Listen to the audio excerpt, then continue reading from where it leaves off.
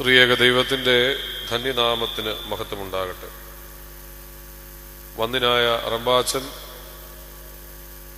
വൈദിക ശ്രേഷ്ഠരെ, കർത്താവിൽ പ്രിയ മാതാപിതാക്കളെ, സഹോദരങ്ങളെ, തൻ്റെ സൃഷ്ടിയോടുള്ള ദൈവത്തിൻ്റെ അകവഴിഞ്ഞ സ്നേഹത്തെ നാം ചിന്തിക്കുകയും ആ ദൈവസ്നേഹം ലഭിക്കുവാൻ തക്കവണ്ണം നോമ്പിൻ്റെതായ അനുഭവത്തിൽ നമ്മളേവരും ആയിരിക്കുകയും ചെയ്യുക. ഒരു ഭവനത്തിൽ ആ ഭവനത്തിലെ മകൻ സമൂഹത്തിനും കുടുംബത്തിനും ഒരുപോലെ കൊള്ളരുതാത്തവനായി തൻ്റെ മാതാപിതാക്കളെ ഉപദ്രവിക്കുകയും അവർക്ക് വേണ്ടുന്നതായ പരിചരണങ്ങളൊന്നും നൽകാതെയും ഇരിക്കുന്ന ഒരു സാഹചര്യം. മാതാപിതാക്കളെ ഉപദ്രവിച്ചിട്ട് മറ്റുള്ളവരുടെ പരാതിയിന്മേൽ പോലീസ് കേസെടുത്തു. ഈ മകനെ പിടിച്ചുകൊണ്ടു പോകുവാൻ തക്കവണ്ണം പോലീസ് ഭവനത്തിൽ വന്നു. മാതാപിതാക്കളുടെ മുമ്പിലിട്ട് ഈ മകനെ പോലീസ് അടിച്ചപ്പോൾ മാതാപിതാക്കൾ ഒരുപോലെ പറഞ്ഞു, ഞങ്ങളുടെ മകനെ ഉപദ്രവിക്കരുത്. മാതാപിതാക്കൾ പോലീസുകാരോട് പറഞ്ഞു, ഞങ്ങളുടെ മകനെ ഉപദ്രവിക്കരുത്. തങ്ങളെ ഉപദ്രവിച്ചവനാണ്, മാതാപിതാക്കൾക്ക് നൽകേണ്ടുന്നതായ കാര്യങ്ങളൊന്നും ചെയ്യാത്ത മകനാണ്. എന്നിരുന്നാൽ പോലും തൻ്റെ മകൻ ഉപദ്രവിക്കപ്പെടുന്നു, തൻ്റെ മകൻ വേദനിക്കുന്നുവെന്ന് കണ്ടപ്പോൾ മാതാപിതാക്കളിൽ നിന്ന് വന്നത് അവനോടുള്ള വൈരാഗ്യമോ അവനോടുള്ള പ്രതികാരമോ അല്ല, അതിനേക്കാൾ ഉപരി തങ്ങളുടെ മകൻ അവൻ വേദനിക്കുവാൻ പാടില്ല, അവന് ഉപദ്രവമുണ്ടാകാൻ പാടില്ല എന്നുള്ള ചിന്തയാണ് ആ മാതാപിതാക്കളിൽ നിന്ന് ഉണ്ടായത്. വേദപുസ്തകത്തിലും നമ്മുടെ ആരാധനാക്രമങ്ങളിലുമൊക്കെ യഹോവയായ ദൈവത്തെ സംബോധന ചെയ്യുവാൻ തക്കവണ്ണം അനേക വാക്കുകൾ ഉപയോഗിക്കാറുണ്ട്. ചിലയിടത്ത് പറയും കരുണാസമ്പന്നനാണ്, സ്നേഹത്തിന്റെ ഏറ്റവും ഉയർന്ന തലത്തിലുള്ളവനാണ്, ഗണിക്കുവാൻ പാടില്ലാത്തവനാണ് എന്നിങ്ങനെ അനേക തരത്തിൽ യഹോവയായ ദൈവത്തെ വർണ്ണിക്കുവാൻ തക്കവണ്ണം അനേക വാക്കുകൾ, പദങ്ങൾ ഉപയോഗിക്കുന്നു. എന്നാൽ നമ്മുടെ സഭയിലുള്ള ഒരു കൂദാശയിൽ യഹോവയായ ദൈവത്തെ ഉദാസീനൻ എന്ന് വിളിക്കുന്നുണ്ട്. യഹോവയായ ദൈവത്തെ സ്നേഹസമ്പന്നനെന്നും എപ്പോഴും ഉറക്കമില്ലാതെ ഉണർവുള്ളവനെന്നും ഒക്കെ പറയുന്ന യഹോവയായ ദൈവത്തെ സഭ ഒരു കാര്യത്തിൽ ഉദാസീനൻ എന്ന് വിളിക്കുന്നുണ്ട്. വിവാഹ കൂദാശയിൽ ഒരു പ്രമിയോനിൽ നമ്മൾ ഇപ്രകാരം, സദറായിൽ ഇപ്രകാരം വായിക്കും, ശിക്ഷാർഹന്മാരുള്ള പ്രതികാരത്തിൽ അവൻ ഉദാസീനതയും ദീർഘക്ഷമയും കാണിക്കുന്നു. ശിക്ഷാർഹന്മാരോടുള്ള പ്രതികാരത്തിൽ അവൻ ഉദാസീനതയും ദീർഘക്ഷമയും കാണിക്കുക. ശിക്ഷയ്ക്ക് അർഹരായ ആളുകളോട് അവരെ വിധിക്കുന്ന കാര്യത്തിൽ, അവരെ ശിക്ഷിക്കുന്ന കാര്യത്തിൽ ദൈവം ഉദാസീനനാണ്. നമ്മൾ ഇന്ന് നോമ്പനുഷ്ഠിക്കുമ്പോൾ ഈ 3 നോമ്പിലെ പിന്നിലത്തെ സംഭവത്തിൽ കാണുന്നതും ഇതുതന്നെയാണ്.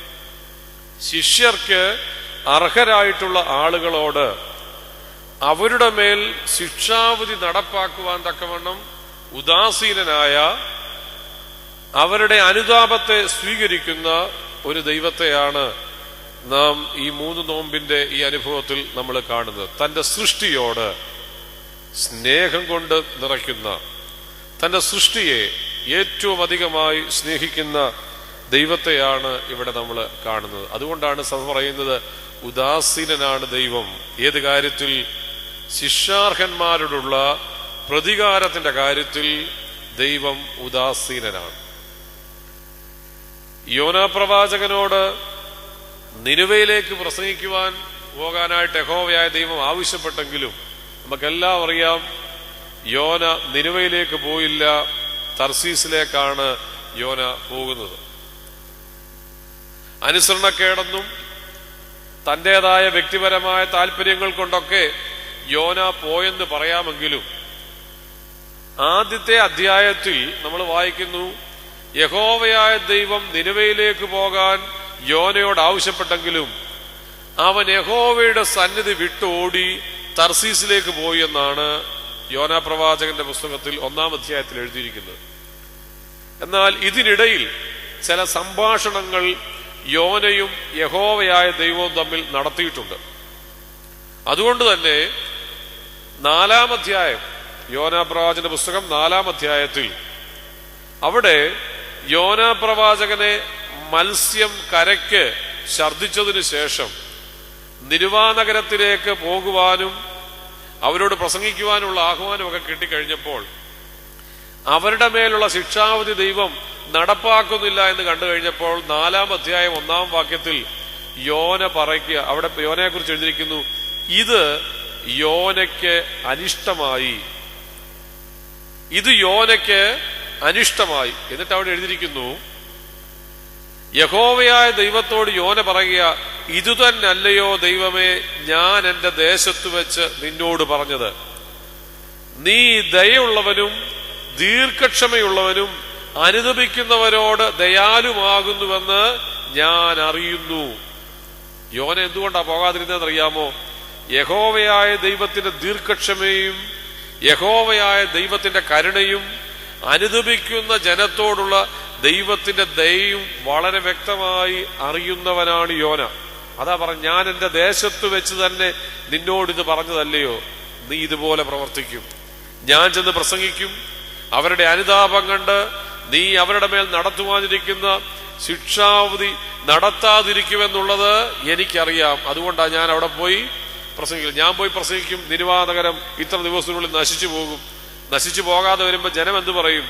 അവരനുദപിച്ചത് യഹോവയായ ദൈവം അത് മാറ്റിയെന്നല്ല പറയാൻ പോകുന്നത്, നീ പറഞ്ഞത് വെറും പൊളിയാന്ന് പറഞ്ഞ് എന്നെ അവർ അവഹേളിക്കുവാനായിട്ട് ഇടവരുമെന്നുള്ള യോനയുടെ ചിന്തയാണ് നിരുവയിലേക്ക് പോകുവാൻ തക്കവണ്ണം യോന ഇടയാകാഞ്ഞത്. ദൈവത്തിന്റെ ദീർഘക്ഷമയും ദൈവത്തിന്റെ ദയവിനെയും കുറിച്ച് വളരെ ബോധ്യമുള്ളവനാണ് യോന. അതുകൊണ്ടാണ് തർസീസിലേക്ക് യോന പോകുന്നത്. ഈ നോമ്പിന്റെ കാലയളവിൽ നാം ദൈവത്തിന്റെ സന്നിധിയിലായിരിക്കുക. നമ്മുടെ ജീവിതത്തിൽ അനേക കാര്യങ്ങൾ ഉണ്ടായിട്ടുണ്ട് ദൈവത്തെ കോപിപ്പിക്കുവാൻ തക്കവണ്ണം. വലിയ നോമ്പിലേക്ക് പ്രവേശിക്കുന്നതിന് മുമ്പുള്ള ഒരു നോമ്പെന്നുള്ള നിലയിൽ കഴിഞ്ഞ ദിവസത്തെ ഞായറാഴ്ചത്തെ വേദഭാഗം നമുക്കറിയാം. ക്രിസ്തുവിന്റെ പരസ്യ ശുശ്രൂഷ ആരംഭിക്കുമ്പോൾ അതിന്റെ ആഹ്വാനവും എന്താണ്? ദൈവരാജ്യം സമീപിച്ചിരിക്കിയാൽ മാനസാന്തരപ്പെടുവീൻ എന്നുള്ളതാണ്.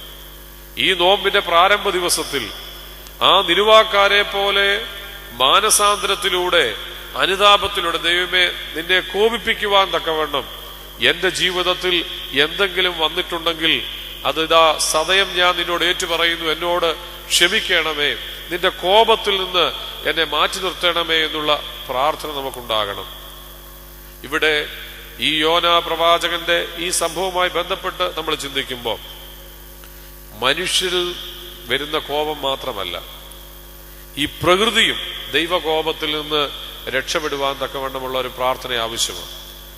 നമുക്കറിയാം ഈ സംഭവത്തിൽ പ്രകൃതിയും മനുഷ്യനും ഒക്കെ വളരെ ബന്ധപ്പെട്ട് നിൽക്കുകയാണ്.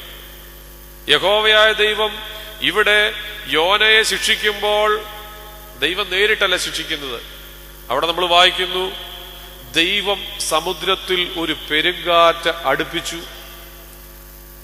ആ പെരുങ്കാറ്റ് അടുപ്പിച്ചു, കപ്പലിന് പുറത്ത് യോന ഇടുമ്പോൾ യഹോവയായ ദൈവം അവിടെ കൽപ്പിച്ചിരിക്കുക, ദൈവം ഒരു മത്സ്യത്തെ അവിടെ കൽപ്പിച്ച് ആക്കി. അപ്പൊ പെരുങ്കാറ്റ് അടുപ്പിച്ചത് ആരാ? യഹോവയായ ദൈവം. പക്ഷേ യഹോവ നേരിട്ടല്ല, യഹോവ പ്രകൃതിയെ ഉപയോഗിക്കുക മനുഷ്യന്റെ തെറ്റിനെ ബോധ്യപ്പെടുത്തുവാൻ. വീണ്ടും അവനെ വിഴുങ്ങുവാൻ ദൈവം ഒരു മത്സ്യത്തെ അവിടെ കൽപ്പിച്ചാക്കി. 4-ാം അധ്യായം വരുമ്പോഴേക്കും യോന നിനിവയിൽ ചെല്ലുകയാ. ഭയങ്കര വെയിലാ. ദൈവം അവിടെ ഒരു ആവണക്കിനെ ഉണ്ടാക്കി നട്ടു. ദൈവം ഒരു ആവണക്കിനെ അവിടെ കൽപ്പിച്ചാക്കി. വീണ്ടും അവിടെ ഇരുന്നു. ആ ആവണക്ക് തുരക്കുവാൻ തക്കവണ്ണം ദൈവം ഒരു പുഴുവിനെ അവിടെ കൽപ്പിച്ചാക്കി.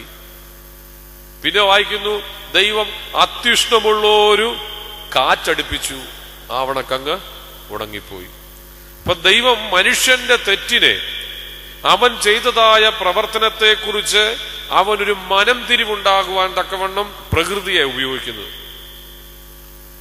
നിനുവാക്കാരുടെ നോമ്പ് എപ്രകാരമുള്ളതെന്ന് നമ്മുടെ നമസ്കാര ക്രമങ്ങളിലൊക്കെ വളരെ വ്യക്തമായിട്ട് വായിക്കുന്നുണ്ട്. രാജാവ് മുതൽ കൊച്ചു കുഞ്ഞുങ്ങൾ വരെ നോമ്പനുഷ്ഠിച്ചു. ഒരു പ്രാർത്ഥനയിലുണ്ട്, അമ്മമാരുടെ മടിയിൽ കുഞ്ഞുങ്ങൾ പാലിനു വേണ്ടി യാചിച്ച് കരയുകയാണ്. അമ്മമാരോട് മക്കൾ ചോദിക്കുന്നതായിട്ട് പ്രാർത്ഥന എഴുതിയിരിക്കുന്നു, അമ്മേ എപ്പോഴാണ് ഞങ്ങൾ മരിച്ചു പോകുന്നത്? കുഞ്ഞുങ്ങൾക്ക് മുലപ്പാൽ പോലും നിരോധിച്ചുകൊണ്ടുള്ള വലിയൊരു നോമ്പനുഷ്ഠാനമാണ് നിനുവയിൽ നടക്കുന്നത്. പിതാക്കന്മാര് പ്രാർത്ഥന എഴുതിയിട്ടുണ്ട്, പക്ഷിമൃഗാദികളുടെ കരച്ചിൽ പോലും, അതുങ്ങൾക്ക് പോലും ഭക്ഷണമില്ലാതെ എരുത്തിൽ നിന്ന് പശുക്കൾ ഉൾപ്പെടെയുള്ള സർവ്വ ജീവജാലങ്ങളും നിനുവയിൽ നിന്ന് കരയുവാൻ തുടങ്ങി. മൃഗങ്ങളുടെയും മനുഷ്യരുടെയും കരച്ചിൽ യഹോവയായ ദൈവത്തിന്റെ സന്നിധിയിലെത്തി. യഹോവയായ ദൈവം മനസ്സലിഞ്ഞ് അവരുടെ മേലുള്ള ശിക്ഷാവിധിയെ മായ്ച്ചു എന്ന്. അതുകൊണ്ട് ഈ നോമ്പ് കേവലം മനുഷ്യന്റെ ദൈവസന്നിധിയുള്ള കോപത്തെ മാറ്റി നിർത്തുവാൻ വേണ്ടി മാത്രമുള്ളതല്ല. പ്രകൃതിയിൽ ദൈവത്തിന്റെ കോപമുണ്ടെങ്കിൽ അതുകൂടെ മാറുവാൻ തക്കവണ്ണമുള്ളത്. പ്രത്യേകിച്ചും കാലാവസ്ഥാപരമായി വലിയ മാറ്റങ്ങൾ നടന്നുകൊണ്ടിരിക്കുകയാണ്. ഈ ദിവസങ്ങളിലൊക്കെ നമ്മൾ അനുഭവിച്ചു കൊണ്ടിരിക്കുന്ന ഒരു കാര്യം, യാഥാർത്ഥ്യമാണത്. അതുകൊണ്ട് നമുക്കിപ്പോൾ ലഭിച്ചിരിക്കുന്ന പ്രകൃതിയുടെ അനുഭവങ്ങൾ അത് അതിൻ്റെതായ ശരിയായ പാമ്പാക്കുട നമസ്കാരത്തിലുണ്ടല്ലോ, മഞ്ഞും മഴയും വെയിലും അതാതിന്റെ കാലത്ത് നൽകി ഞങ്ങളെ അനുഗ്രഹിക്കണമേ എന്ന കർത്താവ്. ഈ 3 ദിവസം ഞങ്ങൾ കഠിനമായി ഉപവസിച്ച് പ്രാർത്ഥിച്ചതിന്റെ സന്നിധിയിലായിരിക്കുമ്പോൾ ഞങ്ങളുടെ വ്യക്തിപരമായ ദോഷങ്ങൾ മാത്രമല്ല, ഈ പ്രകൃതിയും ഈ നോമ്പ് മൂലം അനുഗ്രഹിക്കപ്പെടണമേ എന്നുള്ള പ്രാർത്ഥന ഉണ്ടാകണം. വീണ്ടും യോനാ പ്രവാചകന്റെ ജീവിതത്തിൽ ഒരു കാര്യം കൂടി പറഞ്ഞുകൊണ്ട് എൻ്റെ ആമുഖ വാക്കുകൾ അവസാനിപ്പിച്ച് ഇന്നത്തെ ചിന്തയിലേക്ക് പ്രവേശിക്കുവാനായിട്ടാണ് ആഗ്രഹിക്കുന്നത്. യോനാ പ്രവാചകന്റെ ഈ പുസ്തകത്തിൽ 4 അധ്യായമാണ് ഉള്ളത്. ഈ 4 അധ്യായം വായിക്കുമ്പം യോന സന്തോഷിച്ചു എന്ന് പറയുന്ന ഒരൊറ്റ സംഗതി മാത്രമേ ഉള്ളൂ. ബാക്കിയുള്ളിടത്തെല്ലാം യോന കോപിക്കുകയും ജനങ്ങളോട് ചേർന്ന് ഇന്ന് ചില കാര്യങ്ങൾ പറയുകയും ചെയ്യുന്നുണ്ട്. അവിടെയെങ്ങും യോനയ്ക്ക് സന്തോഷമില്ല. ഒരു കാര്യത്തിൽ മാത്രം യോന സന്തോഷിച്ചു. നിങ്ങൾ ആ ഭാഗങ്ങൾ വായിച്ചിട്ടുള്ളവർക്കറിയാം. ആവണക്ക് നിമിത്തം യോന അത്യന്തം സന്തോഷിച്ചു. ആവണക്ക് നിമിത്തം യോന അത്യന്തം സന്തോഷിച്ചു. നമ്മുടെ ജീവിതവുമായി ഒന്ന് ബന്ധപ്പെടുത്തി ചിന്തിക്കുന്നത് ആവശ്യമെന്ന് എനിക്ക് തോന്നുന്നത്. ആവണക്ക് നിമിത്തം സന്തോഷിക്കുന്ന യോന. അതുകൊണ്ട് യഹോവയായ ദൈവത്തെ അറിയോ, ഈ ആവണക്ക് നിമിത്തമുള്ളതിന്റെ സന്തോഷം അധികം നേരം വേണ്ട. അവിടെയാണ് യഹോവയായ ദൈവം ഒരു പുഴുവിനെ കൽപ്പിച്ചാക്കിയിട്ട് അതിനോട് പറഞ്ഞ് ആവണക്ക് തുരന്നേക്കാൻ പറഞ്ഞു. അവിടെ ആവണക്ക് നശിക്കുക. ഉടനെ യോന കോപിക്കുകയാണ്. കാര്യം അവന്റെ ഉച്ചയ്ക്ക് വെയിലടിച്ചു തുടങ്ങിയപ്പോൾ അവനവിടെ കോപിക്കുകയാണ്. ആവണക്ക് അവന്റെ മുകളിൽ ഒരു തണലായി നിന്നപ്പോൾ അവൻ സന്തോഷിച്ചു. എന്നാൽ അതിനേക്കാൾ സന്തോഷിക്കുവാൻ തക്കവണ്ണം വേറൊരു കാര്യമുണ്ട്. തന്റെ പ്രസംഗം കേട്ട് ഈ ജനം മുഴുവനും അനുദപിച്ചു ദൈവത്തിങ്കിലേക്ക് തിരിഞ്ഞു എന്നുള്ളത് ഓർത്ത് സന്തോഷിക്കുവാൻ യോനയ്ക്ക് കഴിയുന്നില്ല.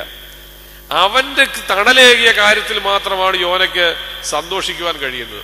നമ്മുടെയൊക്കെ ജീവിതത്തിൽ ഉണ്ടാകുന്ന ഒരു കാഴ്ചപ്പാടിന്റെ വികലതയാ യോനയിലും കാണുന്നത്. നമുക്ക് മറ്റുള്ളവർക്കുണ്ടാകുന്ന അനുഗ്രഹത്തെക്കാൾ എന്റെ തലയ്ക്ക് ലഭിക്കുന്ന തണലാണ്, എനിക്ക് ലഭിക്കുന്ന കാര്യങ്ങളാണ് എനിക്ക് സന്തോഷം ഏകുന്നത്. മറ്റുള്ളവന്റെ ഒരു മനംതിരിവിൽ, മറ്റുള്ളവരുടെ മനസ്സിന്റെ രൂപാന്തരത്തിൽ സന്തോഷിക്കുവാൻ കഴിയുന്നില്ല.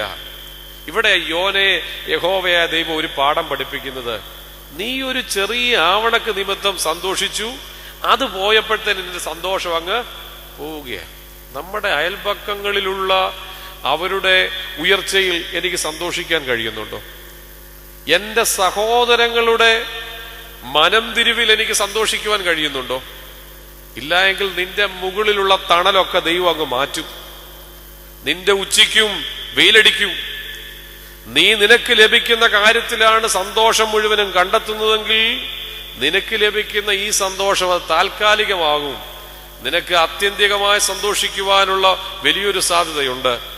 ഈ നിനുവയിലെ ജനം മുഴുവനും മാനസാന്തരപ്പെട്ട് തിരിഞ്ഞുവെന്നുള്ളതിൽ സന്തോഷിക്കുവാൻ നിനക്ക് കഴിയുന്നില്ലെങ്കിൽ നിനക്ക് ലഭിക്കുന്ന സന്തോഷവും ദൈവം അങ്ങ് നിർത്തും.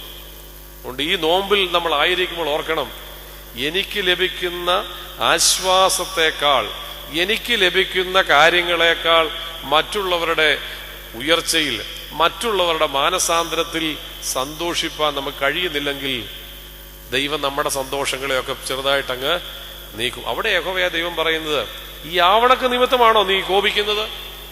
അങ്ങനെയെങ്കിൽ ഇടം കൈയും വലം കൈയും തമ്മിൽ തിരിച്ചറിയാത്ത 1,20,000 ചിലുവാനം മനുഷ്യരും മൃഗങ്ങളുമുള്ള ഈ നിനുവാ നഗരത്തോട് എനിക്ക് അയ്യോഭാവം തോന്നരുതോ? നീ ഒരു ചെറിയ ആവണക്ക്, നിനക്ക് തണലേകിയ ഈ ആവണക്ക് നിമിത്തമാണ് നീ കോപിക്കുന്നതെങ്കിൽ ഈ ലക്ഷക്കണക്കിനുള്ള ആളുകളോടും മൃഗങ്ങളോടും എനിക്ക് അയ്യോഭാവം. ദൈവം വലിയൊരു സത്യം യോനയെ പഠിപ്പിക്കുക. അതുകൊണ്ട് ഈ നോമ്പ് ഞാൻ ആദ്യം ഓർപ്പിച്ചു, ഇത് ദൈവത്തിന്റെ കോപത്തിൽ നിന്നും നമ്മെ മാത്രമല്ല ഈ പ്രകൃതിയെയും ഒഴിവാക്കുന്നതിന് പ്രയോജനപ്പെടുന്ന ഒരു നോമ്പാണ്. രണ്ടാമത്, ഈ നോമ്പ് നമുക്ക് തരുന്ന മറ്റൊരു സന്ദേശം, നമ്മുടെ വ്യക്തിപരമായ സന്തോഷങ്ങളെക്കാൾ മറ്റുള്ളവരുടെ സന്തോഷത്തെ, മറ്റുള്ളവരുടെ മനം തിരിവിനെ, മറ്റുള്ളവരുടെ ഉയർച്ചയെ കൂടി ഉൾക്കൊള്ളുവാൻ തക്കവണ്ണം കഴിയുന്നില്ല എങ്കിൽ നമ്മുടെ സന്തോഷങ്ങൾ നിലനിൽക്കുകയില്ല എന്നുള്ളത് ഓർക്കുക. അല്പസമയത്തെ ഇന്നത്തെ ധ്യാനത്തിനായിട്ട് തെരഞ്ഞെടുത്തിരിക്കുന്ന ഭാഗം വിശുദ്ധ മത്തായി ശ്ലീഹ എഴുതിയ സുവിശേഷം 26 അധ്യായം 27 വാക്യം. വിശുദ്ധ മത്തായി ശ്ലീഹ എഴുതിയ സുവിശേഷം 26 അധ്യായം അതിന്റെ 27 വാക്യം. ക്ഷമിക്കുക, 26 അധ്യായം 73 വാക്യം. 26 അധ്യായം 73 വാക്യം. അല്പനേരം കഴിഞ്ഞിട്ട് അവിടെ നിന്നവർ അടുത്തു വന്ന് പത്രോസിനോട്, നീയും അവരുടെ കൂട്ടത്തിൽ ഉള്ളവൻ സത്യം, നിന്റെ ഉച്ചാരണവും നിന്നെ വെളിവാക്കുന്നുവല്ലോ എന്ന് പറഞ്ഞു. ഒന്നുകൂടെ വായിക്കാം. അല്പനേരം കഴിഞ്ഞിട്ട് അവിടെ നിന്നവർ അടുത്തു വന്ന് പത്രോസിനോട്, നീയും അവരുടെ കൂട്ടത്തിലുള്ളവൻ സത്യം, നിന്റെ ഉച്ചാരണവും നിന്നെ വെളിവാക്കുന്നുവല്ലോ എന്ന് പറഞ്ഞു. നമുക്കൊക്കെ ഈ സാഹചര്യം നമുക്ക് വ്യക്തമായിട്ട് അറിയാവുന്നത്. നമ്മുടെ കർത്താവിന്റെ കഷ്ടാനുഭവത്തിന്റെ രാത്രിയിൽ കർത്താവിനെ പിടിച്ചുകൊണ്ടുപോകുന്നു. കർത്താവിനെ പിടിച്ചുകൊണ്ടുപോകുന്നതായ സന്ദർഭം, അതിനു മുമ്പ് തന്നെ കർത്താവ് പറഞ്ഞിട്ടുണ്ട് പത്രോസിനോട്, നീ എന്നെ തള്ളിപ്പറയും. പല ആളുകൾ പത്രോസിനോട് ചോദിക്കുന്നുണ്ട്, നീയും അവനോടുകൂടെ ഉള്ളവനല്ലയോ? പത്രോസ് അവരോടൊക്കെ പറഞ്ഞു, ഞാൻ അവനെ അറിയുന്നില്ല. ചിലരോട് പറയുന്നു, നിങ്ങൾ പറയുന്നത് എനിക്ക് തിരിയുന്നു പോലുമില്ല. നമ്മൾ ഇതുപോലാണല്ലോ. നമ്മുടേതായ ചില രക്ഷപ്പെടലിന് വേണ്ടി ചില പ്രത്യേക സാഹചര്യങ്ങളിൽ പറയുന്നത് തിരിയത്തുമില്ല, നമ്മൾ ആരെയോട്ട് അറിയത്തുമില്ല. ഇവിടെ പത്രോസും പറയുന്ന ഇതാ, എനിക്ക് ആ മനുഷ്യനെ അറിയത്തില്ല, നിങ്ങൾ പറയുന്നതൊന്നും എനിക്ക് തിരിയത്തുമില്ല. ഇങ്ങനെ ബാല്യക്കാരിയോടും അവരോടും ഇവരോടും ഒക്കെ പത്രോസ് പറഞ്ഞിട്ട് മുമ്പോട്ട് പോകുമ്പോൾ അവിടെ കൂടി നിന്ന ചില ആളുകൾ പറഞ്ഞു, നീയും അവനോട് കൂടെയുള്ളവൻ, നിന്റെ ഉച്ചാരണം പോലും അത് വെളിവാക്കുന്നു. തള്ളിപ്പറഞ്ഞാലും കൂടെയുള്ളവനെ സമൂഹം മനസ്സിലാക്കുന്നു എന്നുള്ളതിന്റെ ഏറ്റവും വലിയൊരു ഉദാഹരണമാണ് ഈ സംഭവത്തിൽ നമ്മൾ കാണുന്നത്. നീയും കൂടെയുള്ളവനാണ്. നമ്മൾ ഒന്നാമതായിട്ട് ചിന്തിക്കുന്നത് കൂടെയുള്ളവനെ കുറിച്ചാണ്. നീയും അവന്റെ കൂടെയുള്ളവൻ. ശീമോൻ പത്രോസിനെ തന്റെ സഹോദരനായ അന്ത്രയോസ് കർത്താവിന്റെ അടുക്കൽ കൊണ്ടുവരുന്നതായിട്ടാണ് യോഹന്നാന്റെ സുവിശേഷം നമ്മൾ വായിക്കുന്നത്. മറ്റൊരു സ്ഥലത്ത് അവർ മീൻ പിടിച്ചുകൊണ്ടിരുന്നപ്പോൾ അവരെ വിളിക്കുന്നതായിട്ടും നമ്മൾ വായിക്കുന്നുണ്ട്. ഇവരെ ക്രിസ്തു തന്റെ ശിഷ്യത്വത്തിലേക്ക് വിളിക്കുമ്പോൾ അനേക ശിഷ്യന്മാരുണ്ട് കർത്താവിന്. യാക്കോബും യോഹന്നാനും പത്രോസും ഒക്കെ കൂടാതെ മറ്റനേക ശിഷ്യന്മാരുണ്ട്. മർക്കോസ് എഴുതിയ സുവിശേഷം 3 അധ്യായം 13 വാക്യത്തിൽ ഈ ശിഷ്യന്മാരിൽ ചില ആളുകളെ കർത്താവ് പ്രത്യേകമായിട്ട് വേർതിരിച്ച് വിളിക്കുന്നുണ്ട്. 12 പേരെ. അവിടെ എഴുതിയിരിക്കുന്നു, അവൻ തനിക്ക് ബോധിച്ചവരെ തന്റെ അടുക്കൽ വിളിച്ചു. ഇപ്പൊ കൂടെ ഇരിക്കുവാൻ തക്കവണ്ണം വിളിക്കപ്പെട്ട ആളുകളുടെ പ്രത്യേകത ഒന്നാമതായി അവിടെ പറയുന്നു, തനിക്ക് ബോധിച്ചവരെ ദൈവം യേശുക്രിസ്തു വിളിച്ചിരിക്കുക. ഇപ്പൊ പത്രോസിനെ കർത്താവിന് എന്തോ ഒന്ന് ബോധിച്ചു. നമുക്കും ചില ആളുകളെ അങ്ങനെയാണല്ലോ, എല്ലാവരും ഒന്നും നമുക്ക് അത്രമാത്രം അങ്ങോട്ട് ഇഷ്ടപ്പെടണം. നമുക്ക് ബോധിക്കുന്ന ചില ആളുകളുണ്ട് അല്ലേ. കാര്യം ഒരുപക്ഷെ നമ്മുടെ മനസ്സിന് ഇണങ്ങിയ, അല്ലെങ്കിൽ നമ്മുടെ സംസാര ശൈലിയോട് ചേർന്ന് നിൽക്കുന്ന, നമ്മുടെ സ്വഭാവത്തോട് എന്തെങ്കിലുമൊക്കെ സാമ്യമുള്ള ആളുകളെയാണ് നമുക്ക് ബോധിക്കുന്നത്. ഇവിടെ കർത്താവ് തന്റെ ശിഷ്യന്മാരെ വിളിക്കുമ്പോൾ അവിടെ കാണുന്നു, തനിക്ക് ബോധിച്ചവരെയാണ്. ഞാനും നിങ്ങളും ഇതുപോലെ പ്രത്യേകമായി വിളിച്ചു വേർതിരിക്കപ്പെട്ടവരാ അല്ലെ. അതുകൊണ്ടാണല്ലോ പത്രോസ് ശ്ലീഹായുടെ ലേഖനത്തിൽ നമ്മൾ വായിക്കുന്നു, തെരഞ്ഞെടുക്കപ്പെട്ട ഒരു ജാതിയ. നമ്മളെയും പ്രത്യേകമായിട്ട് വിളിച്ചിരിക്കുക. എന്നെ കർത്താവിന് എന്തോ ബോധിച്ചു അല്ലെ.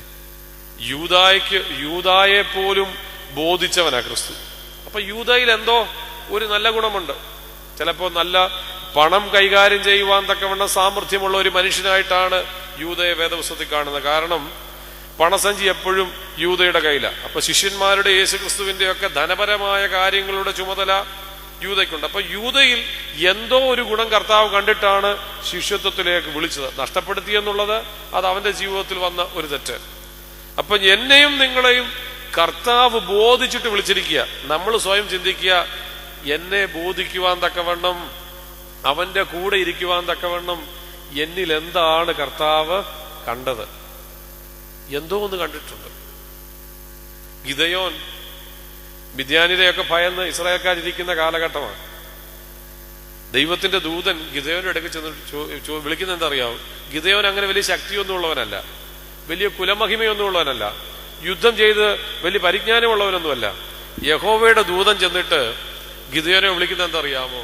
അല്ലയോ പരാക്രമശാലിയെ, അല്ലയോ പരാക്രമശാലിയെ എന്ന ഗിദെയോനെ യഹോവയുടെ ദൂതൻ വിളിക്കുന്നത്. ഗിദെയോൻ പോലും പേടിച്ചുപോയി, തന്നെ തന്നെയാണോ ഈ വിളിക്കുന്നത്? നമ്മളുടെ ഉള്ളിലുള്ള ഒരു പരാക്രമശാലിയെ, നമ്മുടെ ഉള്ളിലുള്ള ഒരു നന്മയെ ദൈവം കണ്ടിട്ടാണ് അവന്റെ മാർഗത്തിലേക്ക് നമ്മെ ഓരോരുത്തരെയും വിളിച്ചിരിക്കുന്നത്. ഒരുപക്ഷെ നമ്മൾ അറിഞ്ഞു കാണത്തില്ല നമ്മളിലുള്ള ആ ഗുണം എന്തെന്ന്. നമ്മളൊന്ന് ചിന്തിക്കേണ്ടത് ആവശ്യമാണ്. ദൈവമേ, ഇന്നൊരു ക്രിസ്ത്യാനിയായി ഇന്ന് നിന്റെ സന്നിധിയിൽ ഞാൻ ഇവിടെ വന്നിരിക്കുവാൻ, ഈ പരിശുദ്ധന്റെ കബറിടത്തോട് ചേർന്ന് ഞാൻ ഇരിക്കുവാൻ തക്കവണ്ണം നീ എന്നെ വിളിച്ചത് കൊണ്ടാണ് ഞാൻ ഇന്ന് ഇവിടെ വന്നിരിക്കുന്നത്. ദൈവം വിളിക്കാതെ, അതല്ല കർത്താവിന് പറയുന്നുണ്ട്, പിതാവ് ആകർഷിച്ചിട്ടല്ലാതെ ഒരുവനും എന്റെ അടുക്കൽ വരുവാൻ കഴിയുകയില്ല. ദൈവത്താൽ ആകർഷിക്കപ്പെട്ടിട്ടല്ലാതെ ഒരു മനുഷ്യനും ഇന്ന് ഈ പരിമലപ്പള്ളി വന്നിരിക്കാൻ കഴിയത്തില്ല. അപ്പൊ ദൈവം ആകർഷിച്ചു. ദൈവം ആകർഷിക്കാൻ തക്കവണ്ണം എന്ത് വേണം? ഒരു കാന്തം ആകർഷിക്കുന്ന, പ്ലാസ്റ്റിക് വെച്ച് ആകർഷിക്കുമോ? കാന്തം കാന്തത്തോട് അടുത്തു വരുന്ന ഒരു മെറ്റലിനെ ആകർഷിക്കത്തുള്ളൂ. ഇരുമ്പോ മറ്റെന്തെങ്കിലും അതിനോട് ചേർന്ന് നിൽക്കുന്ന. അപ്പം ദൈവമാകുന്ന കാന്തത്തോട് ചേർന്ന് നിൽക്കുവാനുള്ള എന്തോ ഒന്ന് എന്നിൽ ഉള്ളത് കൊണ്ടാണ് ഞാൻ ഇന്നിവിടെ വന്നിരിക്കുന്നത്. ഗിദെയോന്റെ ഉള്ളിലെ പരാക്രമശാലിയെ ഗിദെയോൻ കണ്ടില്ലെങ്കിലും ഗിദെയോന്റെ ഉള്ളിലുള്ള പരാക്രമശാലിയെ ആര് കണ്ടു? യഹോവയായ ദൈവം കണ്ടു. അവിടെ ആ ഗിദെയോൻ പോലും അതിശയിച്ചു പോകുന്നു. പിന്നെ നമ്മൾ കാണുന്ന വലിയ അത്ഭുതങ്ങളാണ് അവിടെ. ഇപ്പോൾ യഹോവയായ ഇവിടെ ക്രിസ്തു പത്രോസിനെ വിളിച്ചിരിക്കുന്നത് അവനെ ബോധിച്ചിട്ടാണ്. അവന്റെ ജീവിതത്തിലെ എന്തെങ്കിലും ഒരു ഗുണം കർത്താവ് കണ്ടിട്ടുണ്ട്. അതുകൊണ്ട് ഞാനും നിങ്ങളും ക്രിസ്തുവിനോടൊപ്പമായിരിക്കുവാൻ തക്കവണ്ണം എന്തിനാ വിളിച്ചെന്നറിയാമോ? ബോധിച്ചു വിളിച്ചത് എന്തിനാന്ന് മർക്കോസ് 3:13 പറയും. തന്നോടുകൂടെ ഇരിപ്പാൻ, പ്രസംഗിക്കേണ്ടതിനയപ്പാൻ, ഭൂതങ്ങളെ പുറത്താക്കുവാൻ യേശു ക്രിസ്തു അവരെ വിളിച്ചു. 2-3 കാര്യങ്ങൾക്ക് ഏറ്റവും പ്രധാനമായിട്ട് പറയുന്നത് അറിയാവോ? തന്നോടുകൂടി ഇരിക്കേണ്ടുന്നതിന്, പ്രസംഗിപ്പാൻ അയക്കേണ്ടതിന്, ഭൂതങ്ങളെ പുറത്താക്കുന്നു. ഏറ്റവും പ്രധാനമായിട്ട് പറയുന്നത് കൂടെ ഇരിക്കാൻ വിളിച്ചെന്ന്. കൂടെ ഇരിക്കാൻ വിളിച്ചു. എത്രയോ ശ്രേഷ്ഠമായ ഒരു അനുഭവത്തിലേക്ക് പത്രോസിനെ കർത്താവ് വിളിച്ചിരിക്കുന്നത്. തന്റെ 12 പേരെ കൂടെ ഇരിക്കുക. എന്നിൽ നിന്നും നിങ്ങളിൽ നിന്നും ദൈവം ആഗ്രഹിക്കുന്ന ഒരു കാര്യമാണ്. നമ്മളെ ബോധിച്ചിട്ട് വിളിച്ചത് എന്തിനു വേണ്ടിയാ? കൂടെ ഇരിക്കുവാൻ. ഇവിടെ പത്രോസിനെ കുറിച്ച് പറയുന്നതും നീ അവന്റെ കൂടെയുള്ളവനെന്ന. കൂടെ ഇരിക്കുവാൻ വിളിച്ചവൻ കൂടെ തന്നെ ഉണ്ടാകണം. യേശു ക്രിസ്തു അവൻ ദൈവാദി ദൈവവും കർത്താദി കർത്താവുമാണ്. അവനാ വിളിച്ചിരിക്കുന്നത്. എങ്ങനെ ഇരിക്കാനാ? അകന്നിരിക്കാനല്ല, താഴെ ഇരിക്കാനല്ല, കൂടെ ഇരിക്കുവാന്. എത്രയോ ശ്രേഷ്ഠമായ പദവിയിലേക്കാണ് നമ്മൾ വിളിച്ചിരിക്കുന്നത്. പരിശുദ്ധ ബാവാ തിരുമനസ്സുകൊണ്ട് ഒരു യോഗത്തിലിരിക്കുമ്പം നമ്മളെ ഓരോരുത്തരെയും വിളിക്കുക അടുത്തിരിക്കാൻ. നമുക്ക് ലഭിക്കുന്ന മാന്യത, നമുക്ക് ലഭിക്കുന്ന അംഗീകാരം എന്തുമാത്രമാ! യേശു ക്രിസ്തു തന്റെ ശിഷ്യന്മാരെ വിളിച്ചിരിക്കുന്നു കൂടെ ഇരിക്കുവാൻ തക്കവണ്ണം. സന്തോഷമുള്ളപ്പോൾ മാത്രമാണോ?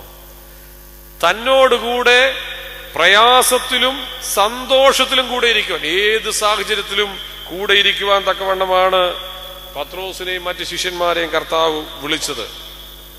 അങ്ങനെ വിളിച്ച പത്രോസിന്റെ ഒക്കെ വീര്യമെന്ന് പറയുന്നത് വളരെ ശക്തമാണ്. മത്തായി ശ്ലീഹ എഴുതിയ സുവിശേഷം 26-ാം അധ്യായം 35-ാം വാക്യത്തിൽ ഈ സംഭവം നടക്കുന്നതിന് തൊട്ടു മുമ്പ് തന്റെ ശിഷ്യന്മാരെ വിളിച്ചിട്ട് കർത്താവ് പറഞ്ഞു, യെരുശലേമിൽ വെച്ച് താൻ പീഡിപ്പിക്കപ്പെടും, അവിടെ വെച്ച് തന്നെ കൊല്ലും, താൻ 3-ാം നാള് ഉയർത്തെഴുന്നേൽക്കും. അപ്പോ പറഞ്ഞ എന്താ അറിയാമോ? പത്രോസ് പറഞ്ഞു, നിന്നോടുകൂടി മരിക്കേണ്ടി വന്നാലും നിന്നെ തള്ളിപ്പറയുകയില്ല. നിന്നോടുകൂടി മരിക്കേണ്ടി വന്നാലും തള്ളിപ്പറയും. വിളിച്ചതെന്തിനാ? കൂടെ ഇരിക്കുവാൻ. പത്രോസ് അതിനെ ഇച്ചിരൂടെ ശക്തമാക്കുക. നിന്നോടുകൂടി മരിക്കേണ്ടി വന്നാലും നിന്നെ തള്ളിപ്പറയുകയോ നിന്നെ വിട്ട് പോവുകയോ ചെയ്യില്ല. പത്രോസ് ഇങ്ങനെ പറഞ്ഞപ്പോ ബാക്കി 11 പേരെ എന്ന് പറഞ്ഞു, ഞങ്ങളും അങ്ങനെ തന്നെ. എല്ലാ ശിഷ്യന്മാരും അതുപോലെ പറഞ്ഞു. നിന്നോടുകൂടി ഇരിക്കുവാൻ തക്കവണ്ണം വിളിച്ചു. അതുകൊണ്ട് നിന്നോടൊപ്പം മരിക്കേണ്ടി വന്നാലും നിന്നെ ഞങ്ങളാരും തള്ളിപ്പറയുകയുമില്ല, കേട്ടോ, ഓടിപ്പോകത്തുമില്ല. എന്നാൽ കർത്താവിനെ പിടിച്ചു എന്ന് കണ്ടപ്പോൾ പത്രോസ് ചെയ്ത് എന്തൊക്കെയെന്നറിയാമോ? ഓടിപ്പോയി. പിന്നീട് കുറച്ചു കഴിഞ്ഞപ്പോൾ അകന്നു കടന്നു, ഏറ്റോടി തള്ളിപ്പറഞ്ഞു. പത്രോസിന്റെ ജീവിതത്തിൽ യേശു ക്രിസ്തുവിനെ പിടിച്ചു എന്ന് കണ്ടു കഴിഞ്ഞപ്പോൾ പത്രോസ് ആദ്യം ചെയ്ത് എന്തു? ഓടി. അത് കഴിഞ്ഞപ്പോഴാണ് ആളുകളുടെ ഇടയിലേക്ക് ചെല്ലുന്നു. അവിടെ ചെന്നപ്പം അകന്നകന്ന നടക്കുന്നത്. കുറച്ചു കഴിഞ്ഞപ്പോൾ പത്രോസ് എന്ത് ചെയ്തു? തള്ളിപ്പറയുകയും ചെയ്തു. മർക്കോസ് സുവിശേഷം 14-ാം അധ്യായം 50-ാം വാക്യത്തിൽ നമ്മൾ വായിക്കുന്നു, ശിഷ്യന്മാർ എല്ലാവരും അവനെ വിട്ട് ഓടിപ്പോയി. മരിക്കേണ്ടി വന്നാലും കൂടെ ഇരിക്കും, തള്ളിപ്പറയത്തില്ല എന്നൊക്കെ പറഞ്ഞ ഈ ശിഷ്യന്മാര് കർത്താവ് പിടിക്കപ്പെട്ടു എന്ന് കണ്ടു കഴിഞ്ഞപ്പോൾ പത്രോസ് തള്ളിപ്പറഞ്ഞെന്ന് മാത്രമല്ല, ഉണ്ടായിരുന്ന എല്ലാ ശിഷ്യന്മാരും ഓടിപ്പോയി. അതുകൊണ്ട് ദുഃഖവെള്ളിയാഴ്ചയുടെ പ്രമേയം നമ്മൾ വായിക്കുന്നു, ലാബി നീ എവിടെ പോകുന്നു, മത്തായി നീ എവിടേക്ക് ഓടിപ്പോകും. നമ്മൾ ചോദിക്കും, ആരുമില്ല, ഒറ്റൊരാൾ പോലും കൂടെ നിൽക്കുമെന്ന് പറഞ്ഞ, കൂടെ ഇരിക്കാൻ വിളിച്ച ഒരാള് പോലും കർത്താവിനോടൊപ്പം ഇല്ല. അതുകൊണ്ട് എന്റെയും നിങ്ങളുടെയും ജീവിതത്തിൽ കൂടെ ഇരിക്കുവാൻ തക്കവണ്ണം കർത്താവ് വിളിച്ചപ്പോൾ നാം ഏത് സാഹചര്യത്തിലും അവനോട് കൂടെ ഉണ്ടോ എന്നുള്ളത് നാം ഒന്ന് ചിന്തിക്കുക. ഓടിപ്പോയ പത്രോസിന് കർത്താവിനെ പിടിച്ചു എന്ന് കണ്ടു കഴിഞ്ഞപ്പോൾ ഓടിപ്പോയ പത്രോസിൽ ഉണ്ടാകുന്ന ചില കാര്യങ്ങൾ. ഒന്ന്, യോഹന്നാൻ എഴുതിയ സുവിശേഷം 18-ാം അധ്യായം അതിന്റെ 15-ാം വാക്യത്തിൽ നമ്മൾ വായിക്കുന്നു, കുളിർ ആകെ കൊണ്ട് അവൻ തീ കാഞ്ഞുകൊണ്ടിരുന്നു. കുളിറാകെ കൊണ്ട് അവൻ തീ കാഞ്ഞുകൊണ്ടിരുന്നു. നമ്മളത് വായിക്കുന്നത്. കർത്താവിനെ വിട്ട് ഓടിപ്പോകുന്ന പത്രോസ് കർത്താവിനെ പിടിച്ചപ്പോൾ തന്റെ വീര്യം കാണിക്കേണ്ടുന്നതായ പത്രോസ്, ജീവിതത്തിൽ ഏത് സാഹചര്യത്തിലും കർത്താവിനോട് കൂടി നിൽക്കേണ്ടുന്നതായ ശീമോൻ, ഇവിടെ എങ്ങനെയാ തണുപ്പനാകുക? അവൻ തീ കാഞ്ഞുകൊണ്ടിരിക്കുക, കുളിറാകെ കൊണ്ട് തീ കാഞ്ഞുകൊണ്ടിരിക്കുന്നു. നമ്മൾ ചിന്തിച്ച് നമ്മുടെ ജീവിതത്തിൽ നമ്മുടെ ഏറ്റവും അടുത്ത ആർക്കെങ്കിലും എന്തെങ്കിലും ഒരു അപകടം, എന്തെങ്കിലും ഒരു ദുഃഖം സംഭവിച്ചു കഴിഞ്ഞാൽ നമുക്ക് കിടന്ന ഉറക്കം വരുമോ? നമുക്ക് പുറത്ത് തണുപ്പാണെങ്കിൽ നമ്മുടെ ശരീരം മുഴുവനും ചൂടാ. നമുക്ക് തണുപ്പും ചൂടും ഒന്നും നമ്മളെ അറിയത്തില്ല, നമ്മൾ അറിയത്തില്ല. ഇവിടെ കർത്താവിനെ പിടിച്ചപ്പോൾ ചൂടുകൊണ്ട് നിറയേണ്ട, ഉള്ളം തീ പോലെ കത്തേണ്ടുന്നതായ പത്രോസ് തണുപ്പനാകുക. തണുപ്പ് കാലമാകുന്നത് കൊണ്ട് കുറെ ആളുകൾ അവിടെ തീ കാഞ്ഞുകൊണ്ടിരുന്നു. പത്രോസ് എന്ത് ചെയ്തു? അവരുടെ കൂടെ പോയിരുന്നങ്ങ് തീ കാഞ്ഞുക. മനുഷ്യന്റെ ജീവിതത്തിൽ എത്ര പെട്ടെന്നാ മാറ്റം ഉണ്ടാകുന്നത്! മനുഷ്യന്റെ വാക്കുകൾ എത്ര പെട്ടെന്നാ മാറുന്നത്. ദിവസങ്ങൾക്ക് മുമ്പാ പറഞ്ഞത് മരിക്കേണ്ടി വന്നാലും വിട്ടുപോകത്തില്ല, മരിക്കേണ്ടി വന്നാലും തള്ളിപ്പറയത്തില്ല എന്ന് പറഞ്ഞവന്റെ വാക്കും എന്ന് പറഞ്ഞവന്റെ പ്രവൃത്തിയും എത്ര പെട്ടെന്നാ മാറിയത്. നമ്മുടെ വാക്കുകളും നമ്മുടെ പ്രവൃത്തികളും ഇതുപോലെ സാഹചര്യത്തിനനുസരിച്ച് മാറുന്നതാണോ? നമ്മൾ ചിന്തിച്ചേ. നമ്മൾ പറഞ്ഞിട്ടുള്ള വാക്കുകൾ, നമ്മൾ ചെയ്യാമെന്ന് പറഞ്ഞിട്ടുള്ള കാര്യങ്ങൾ എത്ര പെട്ടെന്ന് നമ്മൾ മാറ്റിയിട്ടുണ്ട് സാഹചര്യത്തിനനുസൃതമായിട്ട്. പലരുടെയും ഉള്ള ഒരു പ്രശ്നം അതാ, സാഹചര്യത്തിനനുസരിച്ച് നമ്മുടെ വാക്കുകൾ നമ്മുടെ പ്രവർത്തികൾ നമ്മൾ മാറ്റും. അത് വലിയ അപകടം. കർത്താവിന്റെ ശിഷ്യത്വത്തിലേക്ക് വന്ന ഒരുവന് ചേർന്നതല്ലാതെ സാഹചര്യത്തിനനുസരിച്ച് വാക്കും പ്രവൃത്തിയും മാറ്റുക. നമ്മളൊരു പരിശുദ്ധന്റെ ഖബറിന്റെ സന്നിധിയിലായിരിക്കുന്നത്. വടക്കൊരു ദേവാലയത്തിന്റെ കുരിശടിയുമായി ബന്ധപ്പെട്ട ഒരു സംഭവം നിങ്ങൾക്കെല്ലാം അറിയാം. ഏറ്റവും ഒടുവിൽ അത് ആ ഇടവകയിലെ തിരുമേനി ആ കുരിശടിക്ക് കല്ലിട്ടെന്നോ കൂദാശ ചെയ്തെന്നോ ഉള്ളത് കോടതിയിൽ പറയുകയാണെങ്കിൽ അവിടെ ആ ഇടവകക്കാർക്ക് അത് പ്രശ്നമാകും എന്നുള്ളത് തിരുമനസിനോട് അറിയിച്ചപ്പോ തിരുമേനി പറഞ്ഞു, നിങ്ങൾ പൊക്കോ, വേണ്ടതുപോലെ ഞാൻ പറഞ്ഞുകൊള്ളാം. കോടതിയിൽ വിസ്തരിച്ചപ്പോൾ എന്താ തിരുമേനി പറഞ്ഞത്? ഞാൻ തന്നെയാണ് അത് ചെയ്തത്, സാഹചര്യത്തിനനുസരിച്ച് വാക്കുമാറ്റിയില്ല. അതുകൊണ്ട് എന്താ പറ്റിയത്? ഏറ്റവും ഒടുവിൽ ഈ പുണ്യപിതാവ് സത്യം സത്യമായിട്ട് പറഞ്ഞതുകൊണ്ട്, സാഹചര്യത്തിനനുസരിച്ച് മാറ്റി പറയാഞ്ഞത് കൊണ്ട് ആ സമൂഹത്തിന്റെ, എതിർത്തുന്ന സമൂഹത്തിന്റെ പോലും അംഗീകാരം ലഭിച്ചു എന്നുള്ളതാണ് ചരിത്രത്തിൽ നമ്മൾ വായിക്കുന്നത്. അതുകൊണ്ട് സാഹചര്യത്തിനനുസരിച്ച് വാക്കും പ്രവൃത്തിയും മാറ്റുന്നവൻ ക്രിസ്ത്യാനിയല്ല. ഏത് സാഹചര്യത്തിലും ഉള്ളതുള്ളതുപോലെ നിലനിർത്തുവാൻ കഴിയുന്നവനാണ് ക്രിസ്ത്യാനി.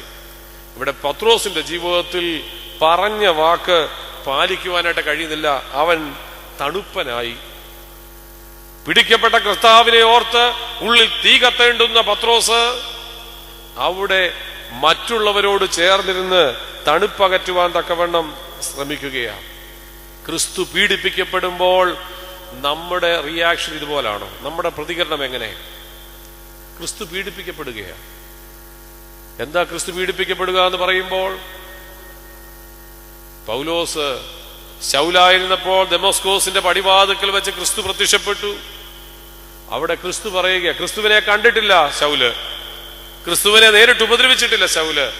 പക്ഷേ ക്രിസ്തു പ്രത്യക്ഷപ്പെട്ടിട്ട് അവനോട് പറഞ്ഞത്, ശൗലേ ശൗലേ, നീ എന്നെ ഉപദ്രവിക്കുന്നത്, സഭയെ ഉപദ്രവിക്കുന്നത് ആരെ ഉപദ്രവിക്കുന്ന തുല്യമാ? സഭയെ ഉപദ്രവിക്കുന്നത് ക്രിസ്തുവിനെ ഉപദ്രവിക്കുന്ന തുല്യമാ. എന്റെ സഭ ഇപ്പോൾ ഉപദ്രവിക്കപ്പെട്ടുകൊണ്ടിരിക്കുകയാണ്, എന്റെ ക്രിസ്തു ഉപദ്രവിക്കപ്പെട്ടുകൊണ്ടിരിക്കുക. എനിക്ക് എന്തെങ്കിലും തീ കത്തുന്നുണ്ടോ? അതോ ഞാൻ തണുപ്പനാണോ? പലതരത്തിൽ സഭ പീഡിപ്പിക്കപ്പെട്ടുകൊണ്ടിരിക്കുക. ഇപ്പൊ ഈ ആധുനിക ലോകത്ത് ഞാൻ തണുപ്പനായിട്ടിരിക്കുക. എന്റെ ക്രിസ്തു പീഡിപ്പിക്കപ്പെടുമ്പോൾ പത്രോസിനെ പോലെ സമൂഹത്തോട് ചേർന്ന് നിന്ന് തീ കായുകയാണോ? ഞാൻ സമൂഹത്തോട് ചേർന്ന് നിന്ന് സഭയെ തള്ളിപ്പറയുകയാണോ? ഈ പ്രശ്നങ്ങളൊക്കെ നമ്മൾ പത്രത്തിലൂടെയും മറ്റു മാധ്യമങ്ങളിലൂടെയും ഒക്കെ വായിക്കുകയാണ്. നമ്മുടെ പ്രതികരണം എന്താ? സമൂഹത്തോട് ചേർന്ന് സഭയും സഭയുടെ നേതൃത്വത്തെയും കുറ്റം പറയുന്നവരെങ്കിൽ പത്രോസിനെ പോലെ ക്രിസ്തുവിനെ തള്ളി പറയുന്നവരാ നമ്മള്. തണുപ്പ് പിടിച്ച് തീ കാഞ്ഞുകൊണ്ടിരിക്കേണ്ടുന്നവരല്ല, ഉള്ളിൽ തീ കത്തേണ്ടുന്നവരാ. സഭയെക്കുറിച്ചോർത്ത്, എന്റെ ക്രിസ്തുവാണ് ഇവിടെ പീഡിപ്പിക്കപ്പെടുന്നതെന്നോർത്ത് സഭയെക്കുറിച്ച് ദുഃഖിക്കുവാൻ, അതിനുവേണ്ടി ഒരു നിമിഷമെങ്കിലും ഒന്ന് പ്രാർത്ഥിക്കുവാൻ. ഈ 3 നോമ്പിൽ നമ്മൾ അതുകൂടെ പ്രാർത്ഥിക്കണം. എന്റെ സഭ പീഡിപ്പിക്കപ്പെടുകയാണ്, അവിടെ പീഡിപ്പിക്കപ്പെടുന്ന എന്റെ ക്രിസ്തുവാ. ഈ പീഡിപ്പിക്കപ്പെടുന്ന സഭ കർത്താവെ ഒന്ന് രക്ഷപ്പെടുവാൻ, ഒന്ന് ഉയർത്തെഴുന്നേൽക്കുവാൻ തക്കവണ്ണം സഹായിക്കണമെന്നുള്ള പ്രാർത്ഥന നമുക്ക് ആത്മാർത്ഥമായിട്ട് ഉണ്ടാകണം. പത്രോസിനെ പോലെ തണുപ്പനാകുകയല്ല വേണ്ടത്. അതുകൊണ്ട് നമ്മുടെ ജീവിതത്തിൽ തണുപ്പിന്റെ അനുഭവത്തിൽ നിന്ന് മാറി ക്രിസ്തു പീഡിപ്പിക്കപ്പെടുമ്പോൾ എന്റെ ഉള്ളിൽ ഒരു കത്തലുണ്ടാകണം. അതുമാത്രമല്ല, എന്റെ ആധ്യാത്മികതയിലെ പീഡനങ്ങൾ എന്നെ വേദനിപ്പിക്കുന്നുണ്ടോ? അതോ ഞാൻ അവിടെയും തണുപ്പനാണോ? എന്റെ ഭവനത്തിലെ ആധ്യാത്മികത, എന്റെ വ്യക്തിപരമായ ജീവിതത്തിലെ ആധ്യാത്മികത, ഇതൊക്കെ എന്നെ തണുപ്പനാക്കിയിട്ടുണ്ടോ? അവിടെയും ക്രിസ്തു പീഡിപ്പിക്കപ്പെടുക. ഞാനും നിങ്ങളും ആധ്യാത്മികതയിൽ നിന്ന് പുറകോട്ട് പോകുമ്പോൾ അവിടെയും ക്രിസ്തു പീഡിപ്പിക്കപ്പെടുകയാണ് ഞാൻ നിമിത്തം. അതിനെക്കുറിച്ച് എനിക്കൊരു നൊമ്പരമുണ്ടാകാറുണ്ടോ? എൻ്റെ ഭവനത്തിലെ ആധ്യാത്മികത കുറഞ്ഞു പോകുന്നതിനെ കുറിച്ചോർത്ത് എനിക്കൊരു നൊമ്പരമുണ്ടോ? പ്രത്യേകിച്ചും പഴയ കാലങ്ങളിലൊക്കെ ഈ 3 നോമ്പിലും വലിയ നോമ്പിലും ഒക്കെ വീടുകളിൽ വളരെ ഭംഗിയായി പ്രാർത്ഥിക്കുക, നോമ്പിന്റെ നമസ്കാരങ്ങൾ നടത്തുവാൻ തക്കവണ്ണമൊക്കെ ശ്രദ്ധിക്കുന്ന ഒരു കാലഘട്ടമുണ്ട്. എന്നാൽ ഇന്ന് അത് അത്രമാത്രം ഉണ്ടോ എന്ന് സംശയമാണ്. അവിടെ എൻ്റെ ഭവനത്തിന്റെ ആധ്യാത്മികത കുറഞ്ഞു വരുമ്പോൾ പത്രോസിനെ പോലെ തണുപ്പനായിട്ടാണോ ഞാൻ ഇരിക്കുന്നത്? അതുകൊണ്ട് ഒന്നാമത് ഓടിപ്പോകുന്ന, ക്രിസ്തുവിൽ നിന്നും അകന്നു പോകുന്ന പത്രോസിന്റെ ജീവിതത്തിൽ ഉണ്ടാകുന്ന ഒരു കാര്യം, അവൻ സമൂഹത്തോട് ചേർന്ന് നിന്ന് തണുപ്പനായി മാറുകയാണ്. രണ്ടാമത്, മർക്കോസ് എഴുതിയ സുവിശേഷം 15-ാം അധ്യായം അതിന്റെ 54-ാം വാക്യത്തിൽ നമ്മൾ വായിക്കുന്നു, പത്രോസ് അവനെ ദൂരവേ അനുഗമിച്ചു. പത്രോസ് അവനെ ദൂരവേ അനുഗമിച്ചു. നമ്മൾ ആദ്യം പറഞ്ഞു, വിളിച്ചത് എന്തിനു വേണ്ടിയാ? കൂടെ ഇരിക്കാനാ. കൂടെ ഇരിക്കേണ്ടവൻ ആദ്യം ഓടിപ്പോവുകയാണ്. തണുപ്പ് ഉള്ളവനായി തീ കാഞ്ഞുകൊണ്ടിരിക്കുക. വീണ്ടും മർക്കോസ് സുവിശേഷം 15:54 പറയുന്നു, പത്രോസ് അവനെ ദൂരവേ അനുഗമിച്ചു. ക്രിസ്തുവിനോട് കൂടെ നിന്നവനാ. ക്രിസ്തു പീഡിപ്പിക്കപ്പെടുന്നു എന്ന് കണ്ടു കഴിഞ്ഞപ്പോൾ അവന്റെ അനുധാവനം എങ്ങനെയാ? അവനൊരു ഡിസ്റ്റൻസ് കീപ്പ് ചെയ്താ പോകുന്നത്. നമ്മള് വാഹനങ്ങളിലൊക്കെ യാത്ര ചെയ്യുമ്പോഴേ നമ്മുടെ മുമ്പിൽ വലിയ വാഹനങ്ങൾ പോകും, വലിയ ഗുഡ്സ് കാരിയർ ഒക്കെ പോകും. അതിന്റെ പുറകിൽ ഒരു ബോർഡുണ്ട്, കീപ്പ് എ ഡിസ്റ്റൻസ്. എന്തിനു വേണ്ടി അത് എഴുതിയിരിക്കുന്നത്? ആ ഡിസ്റ്റൻസ് എന്തിനാ? Keep A distance. വലിയ വാഹനം, നമ്മുടെ മുമ്പിലുള്ള ചില വലിയ വാഹനങ്ങളിൽ എഴുതി വെക്കും, കീപ്പ് എ ഡിസ്റ്റൻസ്. നീ ഒത്തിരി അടുത്തു പോയാൽ അപകടമാണ്. പത്രോസിന് കർത്താവ് പിടിക്കപ്പെട്ട് കഴിഞ്ഞപ്പോൾ ഇതേ അനുഭവം ഉണ്ടാകുന്നത്. പത്രോസ് ചിന്തിക്കുകയാണ്, ഇനി ഈ ക്രിസ്തുവിനോട് അടുത്ത് നടന്നാൽ അപകടമാണ്. എന്താ സംഭവിക്കാൻ പോകുന്നത്? താനും ഇതുപോലെ പിടിക്കപ്പെടും, തന്നെയും പിടിച്ചവര് ക്രൂശിക്കും. അതുകൊണ്ട് ക്രിസ്തുവിനോട് അവന്റെ നടത്തം എങ്ങനെയാണെന്നറിയാമോ? അവൻ അനുഗമിക്കുന്നുണ്ടോ എന്ന് ചോദിച്ചാൽ അനുഗമിക്കുന്നുണ്ട്, പക്ഷേ ഒരു ഡിസ്റ്റൻസ് കീപ്പ് ചെയ്ത അവൻ ദൂരവേ അവനെ അനുഗമിക്കുന്നുണ്ടോ എന്ന് മറ്റുള്ളവർ നോക്കുകയാണെങ്കിൽ അനുഗമിക്കുന്നുണ്ട്, പക്ഷേ ഒരു അകലം പാലിച്ചാണ് ഈ പത്രോസ് ഇവിടെ നടക്കുന്നത്. ഇവിടെ എന്റെയും നിങ്ങളുടെയും ജീവിതത്തിൽ ക്രിസ്തുവിനെ അനുഗമിക്കുമ്പോൾ നമ്മൾ ഏത് തരത്തിലാണ് അനുഗമിക്കുന്നതെന്ന് ഓർക്കണം. എന്റെ പൈതൽ പ്രായത്തിൽ ക്രിസ്തുവിനോട് അടുത്ത് നടന്നെങ്കിൽ ഞാനിന്ന് 40 അല്ലെങ്കിൽ 50 70 വയസ്സായപ്പോൾ ക്രിസ്തുവിൽ നിന്ന് ഞാൻ അകന്നോ അതോ ക്രിസ്തുവിനോട് കൂടെ ഞാൻ അടുത്തോ എന്ന് ചിന്തിക്കണം. ക്രിസ്തുവിൽ നിന്ന് ഞാൻ അകന്നാണോ ക്രിസ്തുവിനോട് അടുത്താണോ നടക്കുന്നത് എന്ന് ചിന്തിക്കുക. പത്രോസ് ദൂരവേ അനുഗമിക്കുക. കാരണം ക്രിസ്തുവിനോട് അടുത്ത് നടന്നാൽ എന്തോ ചില കുഴപ്പങ്ങളൊക്കെ ഉണ്ടെന്നുള്ള ഒരു ചിന്ത. നമ്മൾ നമ്മുടെ ജീവിതത്തെ സ്വയം ഒന്ന് പരിശോധിക്കേണ്ടതാണ്. എന്റെ ക്രിസ്തുവിനോട് നമ്മുടെ ബാല്യകാലത്തിൽ എത്ര അടുത്താണ് ഞാൻ നടന്നത്? എന്റെ ക്രിസ്തുവിനോട് എത്ര അടുത്ത് ഞാൻ നടന്നു? പക്ഷെ ഓരോ ജീവിതത്തിലെ ഓരോ കാലഘട്ടങ്ങൾ കഴിഞ്ഞു പോകുമ്പോൾ അടുത്തു നടക്കുന്ന ക്രിസ്തുവിൽ നിന്നും ഞാൻ എത്രയോ അകന്നിട്ടുണ്ട്. എന്നെ ആകർഷിച്ച ക്രിസ്തുവിൽ നിന്ന് ഞാൻ എത്രയോ അകന്നകന്ന് പോവുകയെ. അവിടെ നമ്മുടെ ആത്മീക ജീവിതത്തിൽ പരാജയങ്ങൾ സംഭവിക്കുകയാണ്.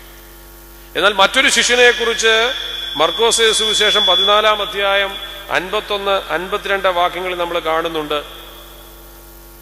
വേറൊരു ശിഷ്യൻ, പേര് പറയുന്നില്ല, ക്രിസ്തു പിടിക്കപ്പെട്ടു എന്ന് കണ്ടു കഴിഞ്ഞപ്പോൾ പത്രോസ് അവനെ മാറി നിന്ന് അനുഗമിക്കുന്നെങ്കിൽ മറ്റൊരു ശിഷ്യനും എന്താ അനുഗമിക്കണമെന്ന് ആഗ്രഹമുണ്ട്. പക്ഷെ പ്രശ്നം എന്താ അറിയാമോ? അവൻ ചില കണ്ടീഷനോടുകൂടിയാ വരുന്നത്. ഞാൻ അവനെ അനുഗമിക്കും, പക്ഷേ പിടിക്കപ്പെടാൻ ഞാൻ എന്നെ അനുവദിക്കത്തില്ല. അവിടെ അതിരിക്കുകയാണ്, ഒരു ശിഷ്യൻ വെറും ശരീരത്തിൽ ഒരു പുതപ്പ് പുതച്ചുകൊണ്ട് അവനെ അനുഗമിച്ചു. ഒരു നാണംകെട്ട പണിയാ കാണിക്കുന്നത്. ഒരു ശിഷ്യൻ വെറും ശരീരത്തിൽ ഒരു പുതപ്പ് പുതച്ച് അവനെ അനുഗമിച്ചു. അകത്ത് വസ്ത്രമൊന്നും ഇട്ടിട്ടില്ല. എന്നിട്ട് എന്ത് ചെയ്തു? ഒരുത്തം വന്ന് അവന്റെ പുതപ്പിന് പിടിച്ചപ്പോൾ എന്ത് ചെയ്തു? അവൻ പുതപ്പിട്ടിട്ട് നഗ്നനായിട്ട് ഓടിപ്പോയി. ഒരു ശിഷ്യൻ അനുഗമിച്ചത് അങ്ങനെ. അനുഗമിക്കുന്നുണ്ടോ എന്ന് ചോദിച്ചാൽ അനുഗമിക്കുന്നുണ്ട്, പക്ഷേ നാണം കെട്ട രീതിയിലുള്ള അനുഗമനം ഇത്. വെറും ശരീരത്തിൽ പുതപ്പ് പുതച്ചുകൊണ്ട് അവൻ അനുഗമിച്ചു. പക്ഷേ ഒരാൾ പിടിച്ചു കഴിഞ്ഞപ്പോ എന്ത് ചെയ്തു? എന്റെ നഗ്നത മറ്റുള്ളവൻ കണ്ടാലും വേണ്ടില്ല, അവന്റെ പുറകെ ഉള്ള പോക്ക് നിർത്തി പുതപ്പിട്ടിട്ട് അവൻ നഗ്നനായി വെറും ശരീരത്തോടെ ഓടിപ്പോയി. ചില ആളുകൾ ഇങ്ങനെ ഒരു ഡിസ്റ്റൻസ് കീപ്പ് ചെയ്ത് അനുഗമിക്കും. ചില ആളുകൾ എന്ത് ചെയ്യും? ചില കണ്ടീഷനോടുകൂടി, അത് നാണം കെട്ട പണി ചെയ്താണെങ്കിലും അനുഗമിക്കും. പക്ഷെ എന്റെ കാര്യം ഞാൻ എപ്പോഴും സേഫ് ആക്കിയേ കർത്താവിനെ അനുഗമിക്കത്തുള്ളൂ. എന്റെ ഭാഗം ഞാൻ സുരക്ഷിതമാക്കി മാത്രമേ അവനെ അനുഗമിക്കത്തുള്ളൂ. മുമ്പേ പറഞ്ഞതുമായിട്ട് ബന്ധപ്പെടുത്താം. സാഹചര്യത്തിനനുസരിച്ച് ഞാൻ നിൽക്കും. അനുഗമിക്കുന്നുണ്ടോ എന്ന് ചോദിച്ചാൽ പുതപ്പൊക്കെ പുതച്ചിങ്ങനെ അനുഗമിക്കും. പക്ഷേ എന്നെ പിടിക്കാൻ വന്നാൽ ഞാൻ ഇട്ടിട്ട് ഓടും. എന്റെ ഭാഗം ഞാൻ സേഫ് ആക്കിയേ പോവുകയുള്ളൂ. നമ്മളെ കുറിച്ച് തന്നെയുള്ള ഒരു സുരക്ഷിതത്വത്തെ കുറിച്ച് നമ്മൾ കൂടുതൽ ചിന്തിക്കുന്നത്. ക്രിസ്തുവിന് വേണ്ടി നമ്മൾ കാണുന്നുണ്ട്. അപ്പോസ്തല പ്രവൃത്തികൾ പൗലോസും സീലാസും ഒക്കെ ക്രിസ്തുവിന് വേണ്ടി വളരെയധികം ത്യാഗം സഹിച്ചു. അവരെ പിടിച്ചു, തടവിലടച്ചു, അനേകം അടിയൊക്കെ കൊടുത്തു. പക്ഷെ അവരെന്താ ചെയ്തത്? തങ്ങൾ ഈ കാര്യങ്ങളിലൊക്കെ അവന് വേണ്ടി ശിക്ഷിക്കപ്പെടുന്നത് കൊണ്ട്, അപമാനിക്കപ്പെടുന്നുണ്ട്, കാരാഗ്രഹത്തിൽ ദൈവത്തെ സ്തോത്രം ചെയ്ത് ഗീതങ്ങൾ ആലപിച്ചു നമ്മൾ വായിക്കുന്നത്. ക്രിസ്തുവിന് വേണ്ടി ഒന്ന് അപമാനിക്കപ്പെടുവാനോ ക്രിസ്തുവിന് വേണ്ടി ഒന്ന് തരം താഴ്ത്തപ്പെടുവാനോ ഒന്നും നമ്മൾ ആരും തയ്യാറല്ല. നമ്മൾ ക്രിസ്തുവിനെ അനുഗമിക്കുന്നുവെന്ന് ഈ ലോകത്തെ കാണിക്കാൻ വേണ്ടി നടക്കുകയും നമ്മുടെ സുരക്ഷിതത്വത്തെ കുറിച്ച് മാത്രം നമ്മൾ ചിന്തിക്കുകയും ചെയ്യും. അതുകൊണ്ടെന്താ ഈ ശിഷ്യൻ നാണം കെട്ട് ഓടിപ്പോകേണ്ടി വന്നു? അവൻ വെറും ശരീരത്തോടെ ഓടിപ്പോവുകയാണ്. കണ്ടീഷനിലോടുകൂടി ദൈവത്തെ അനുഗമിക്കുന്ന ആളുകൾ. നമുക്കും ചില കണ്ടീഷനുണ്ട്. ഞാൻ ആഗ്രഹിക്കുന്നതൊക്കെ നീ എനിക്ക് തരാമെങ്കിൽ ഞാൻ നിന്നെ പിൻപറ്റിക്കൊള്ളാം. എൻ്റെ മക്കളുടെ ജോലി, എൻ്റെ വീട്ടിലെ സാമ്പത്തിക സ്ഥിതി, അതിങ്ങനെ പല കാര്യങ്ങളുണ്ട്. ഈ കണ്ടീഷനോടുകൂടിയാണ് നമ്മൾ ക്രിസ്തുവിനെ. പക്ഷെ യാതൊരു കണ്ടീഷനും കൂടാതെ അവൻ ലോകത്തിലേക്ക് ഇറങ്ങി വന്ന് നമ്മളെ രക്ഷിച്ചത്. യാതൊരു കണ്ടീഷനും ഇല്ല.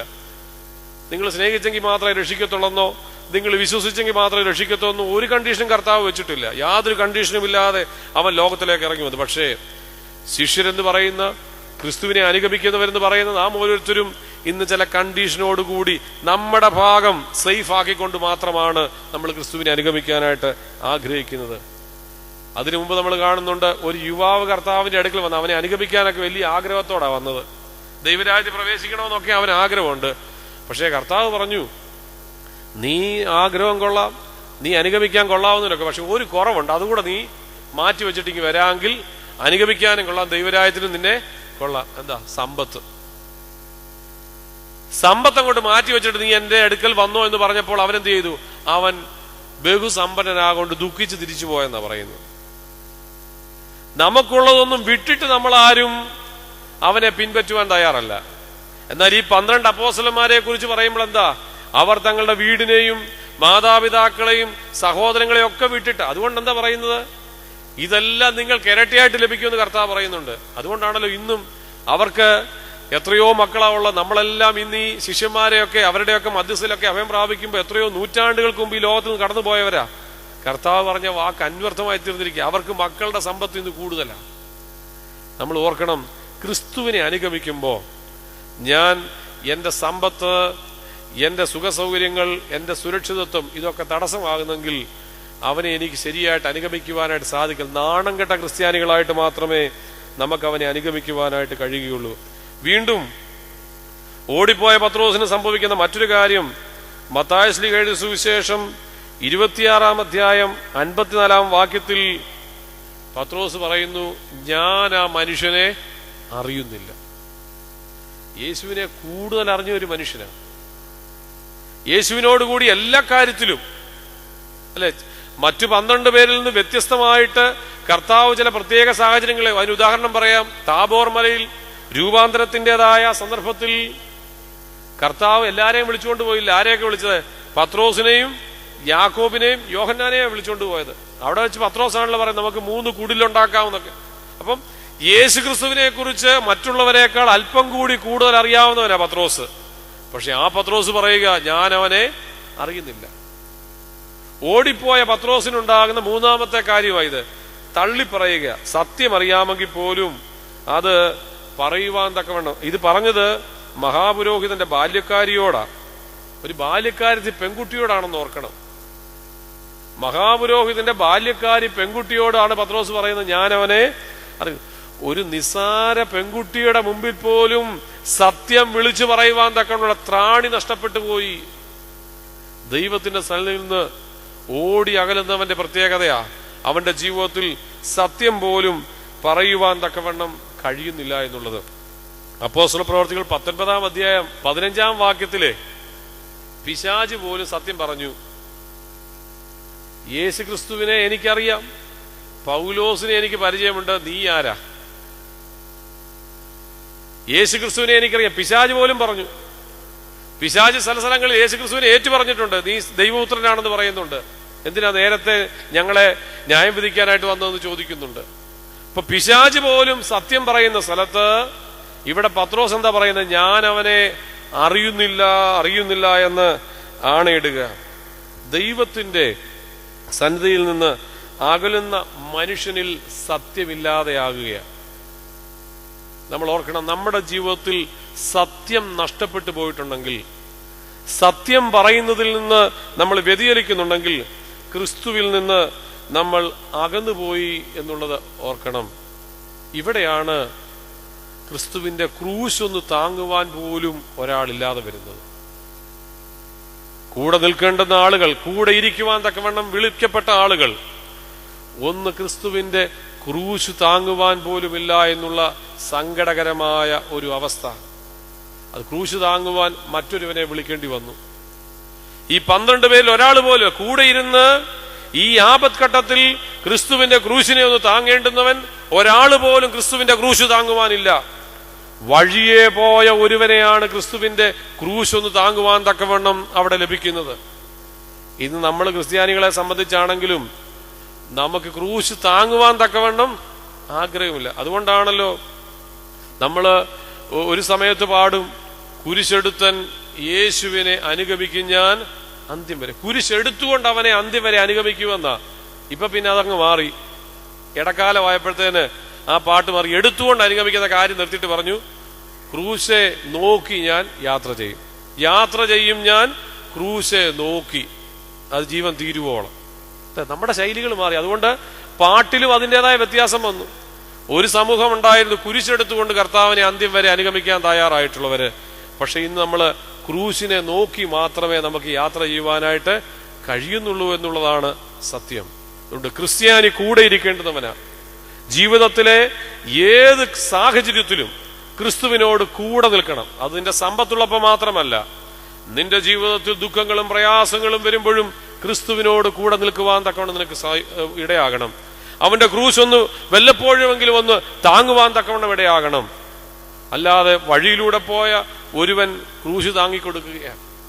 നമ്മുടെ ജീവിതത്തിൽ ക്രിസ്തുവിനോട് കൂടെ തന്നെയാണോ നാം ഓരോരുത്തരും എന്നുള്ളത് ഓർക്കണം. എന്തുകൊണ്ടാ പത്രോസിന് അകന്നു നടക്കുവാനും തള്ളിപ്പറയുവാനും അതോടൊപ്പം തന്നെ ക്രിസ്തുവിനെ അറിയുന്നില്ല എന്ന് പറഞ്ഞുകൊണ്ട് കുളിർ മാറ്റുവാൻ തക്കവണ്ണം ഇടയായത് എന്തോന്ന് ചോദിച്ചാൽ അവന്റെ ഭീരത്വവും നിലനിൽപ്പിന്റെ പ്രശ്നവുമാണ്. ഭയവും നിലനിൽപ്പിന്റെ പ്രശ്നവുമാണ് ഈ തള്ളിപ്പറയുവാനും ഓടിപ്പോകുവാനും ഒക്കെ ഇടയാകുന്നത്. നാം മനുഷ്യരാ, നമ്മളിൽ ഭീരത്വമുണ്ട്, നിലനിൽപ്പിന്റെ പ്രശ്നമുണ്ട്. അവിടെയാണ് ഈ പറഞ്ഞ സത്യം പറയുന്ന കാര്യത്തിൽ നിന്നൊക്കെ നമ്മൾ അകന്നു പോകുന്നത്. അതുകൊണ്ട് ഭീരത്വം എന്നുള്ളത് ഒരു ക്രിസ്ത്യാനിക്ക് യോജിച്ചതല്ല. ആദ്യ നൂറ്റാണ്ടുകളിലെ രക്തസാക്ഷികളുടെ ചരിത്രത്തിൽ 2 സ്ത്രീകളെ കുറിച്ച് പറയുന്നു. ബ്ലണ്ടീന എന്നും പെർപെക്ചുവ എന്ന് പറയുന്ന 2 സ്ത്രീകളെ കുറിച്ച് വായിക്കുന്നുണ്ട്. ക്രിസ്തുവിന് വേണ്ടി അവരെത്രമാത്രം കഷ്ടം സഹിച്ചു എന്നുള്ളത് അവരുടെ രക്തസാക്ഷിത്വവുമായി ബന്ധപ്പെട്ട് അവിടെ രേഖപ്പെടുത്തിയിട്ടുണ്ട്. ഈ ബ്ലണ്ടീനായും പെർപെക്ചുവായും ക്രിസ്തുവിന്റെ സുവിശേഷം അറിയിക്കുന്നു.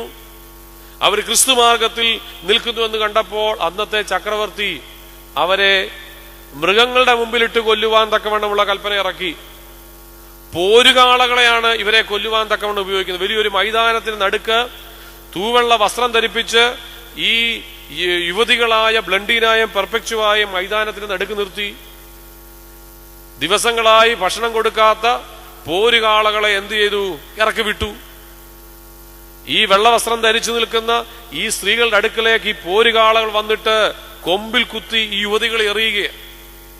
ഓരോ തവണയും ഇവരുടെ ശരീരത്തിലേക്ക് ഈ കൊമ്പ് കുത്തിക്കയറുമ്പോൾ ചോര ചീറ്റിത്തെറിക്കുക. ഏറ്റവും ഒടുവിൽ ഇവർ ധരിച്ചിരിക്കുന്ന വെള്ളവസ്ത്രം മുഴുവനും ചോര കൊണ്ട് നിറഞ്ഞു. അവരുടെ ബന്ധുക്കളും അവരുടെ ചാർച്ചക്കാരും ഒക്കെ ഈ കാഴ്ച കണ്ട് അവിടെ നിൽപ്പുണ്ട്.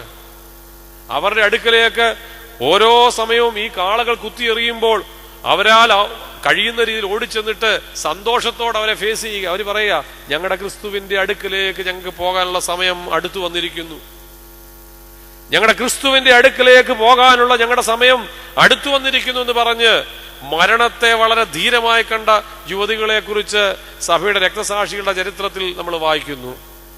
ഇവിടെ ഓർക്കണം, ക്രിസ്തുവിന് വേണ്ടി ഒരു ചെറിയ പീഡയെങ്കിലും ഏൽക്കാൻ ഞാനും നിങ്ങളും തയ്യാറാണോ? അവിടെ പത്രോസിനെ പോലെ ശിഷ്യഗണത്തെ പോലെ ഭീരുക്കളായി നമ്മുടെ ഓരോരുത്തരുടെയും നിലനിൽപ്പ് മാത്രമാണ് നമ്മൾ നോക്കുന്നതെങ്കിൽ തള്ളിപ്പറച്ചിലും ഓടിയുളക്കലും ഒക്കെ സ്വാഭാവികമായി നമ്മുടെ ജീവിതത്തിലുണ്ടാകും. അതുകൊണ്ട് കൂടെ ഇരിക്കുവാൻ വിളിച്ചവർ എന്നുള്ള ഒരു ചിന്ത നമുക്ക് ഉണ്ടാകണം. എന്നാൽ ക്രിസ്തുവിനോട് ചേർന്ന് നിന്ന ചില ആളുകളുണ്ട്.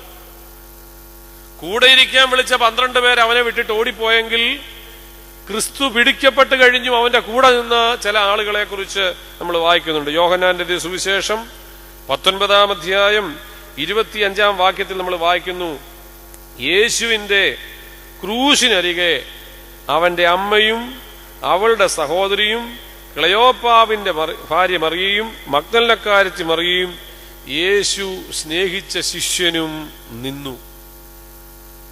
ഇവരെല്ലാം വിട്ടിട്ട് ഓടിപ്പോയെങ്കിലും ചുരുക്കം ചില ആളുകൾ ക്രിസ്തുവിൽ നിന്നും അകന്നുപോയില്ല, കൂടെ തന്നെ നിന്നു എന്നുള്ളതാണ് ഇവിടെ സാക്ഷിക്കുന്നത്. ക്രിസ്തുവിനോട് കൂടെ നിൽക്കുക. ഇവിടെയാണ് ഈ മനുഷ്യരെ നമ്മൾ മാതൃകയാക്കേണ്ടത്. പീഡിപ്പിക്കപ്പെടുമ്പോൾ അകന്നു പോവുകയും അത്ഭുതങ്ങൾ കാണിക്കുമ്പോൾ കൂടെ നിൽക്കുകയും ചെയ്യുന്നവനല്ല ശിഷ്യൻ. ക്രൂശിനരികളോളം അവനോട് കൂടെ നിൽക്കുവാൻ തക്കവണ്ണം ധൈര്യം കാണിക്കുന്നവരാണ് യഥാർത്ഥ ശിഷ്യൻ എന്നുള്ളത് ഓർക്കുക. ദൈവത്തോട് കൂടെ നിൽക്കുക. ദൈവത്തോട് കൂടെ നിന്ന ചില വ്യക്തികളെ നമ്മൾ പഴയ നിയമത്തിൽ കാണുന്നുണ്ട്.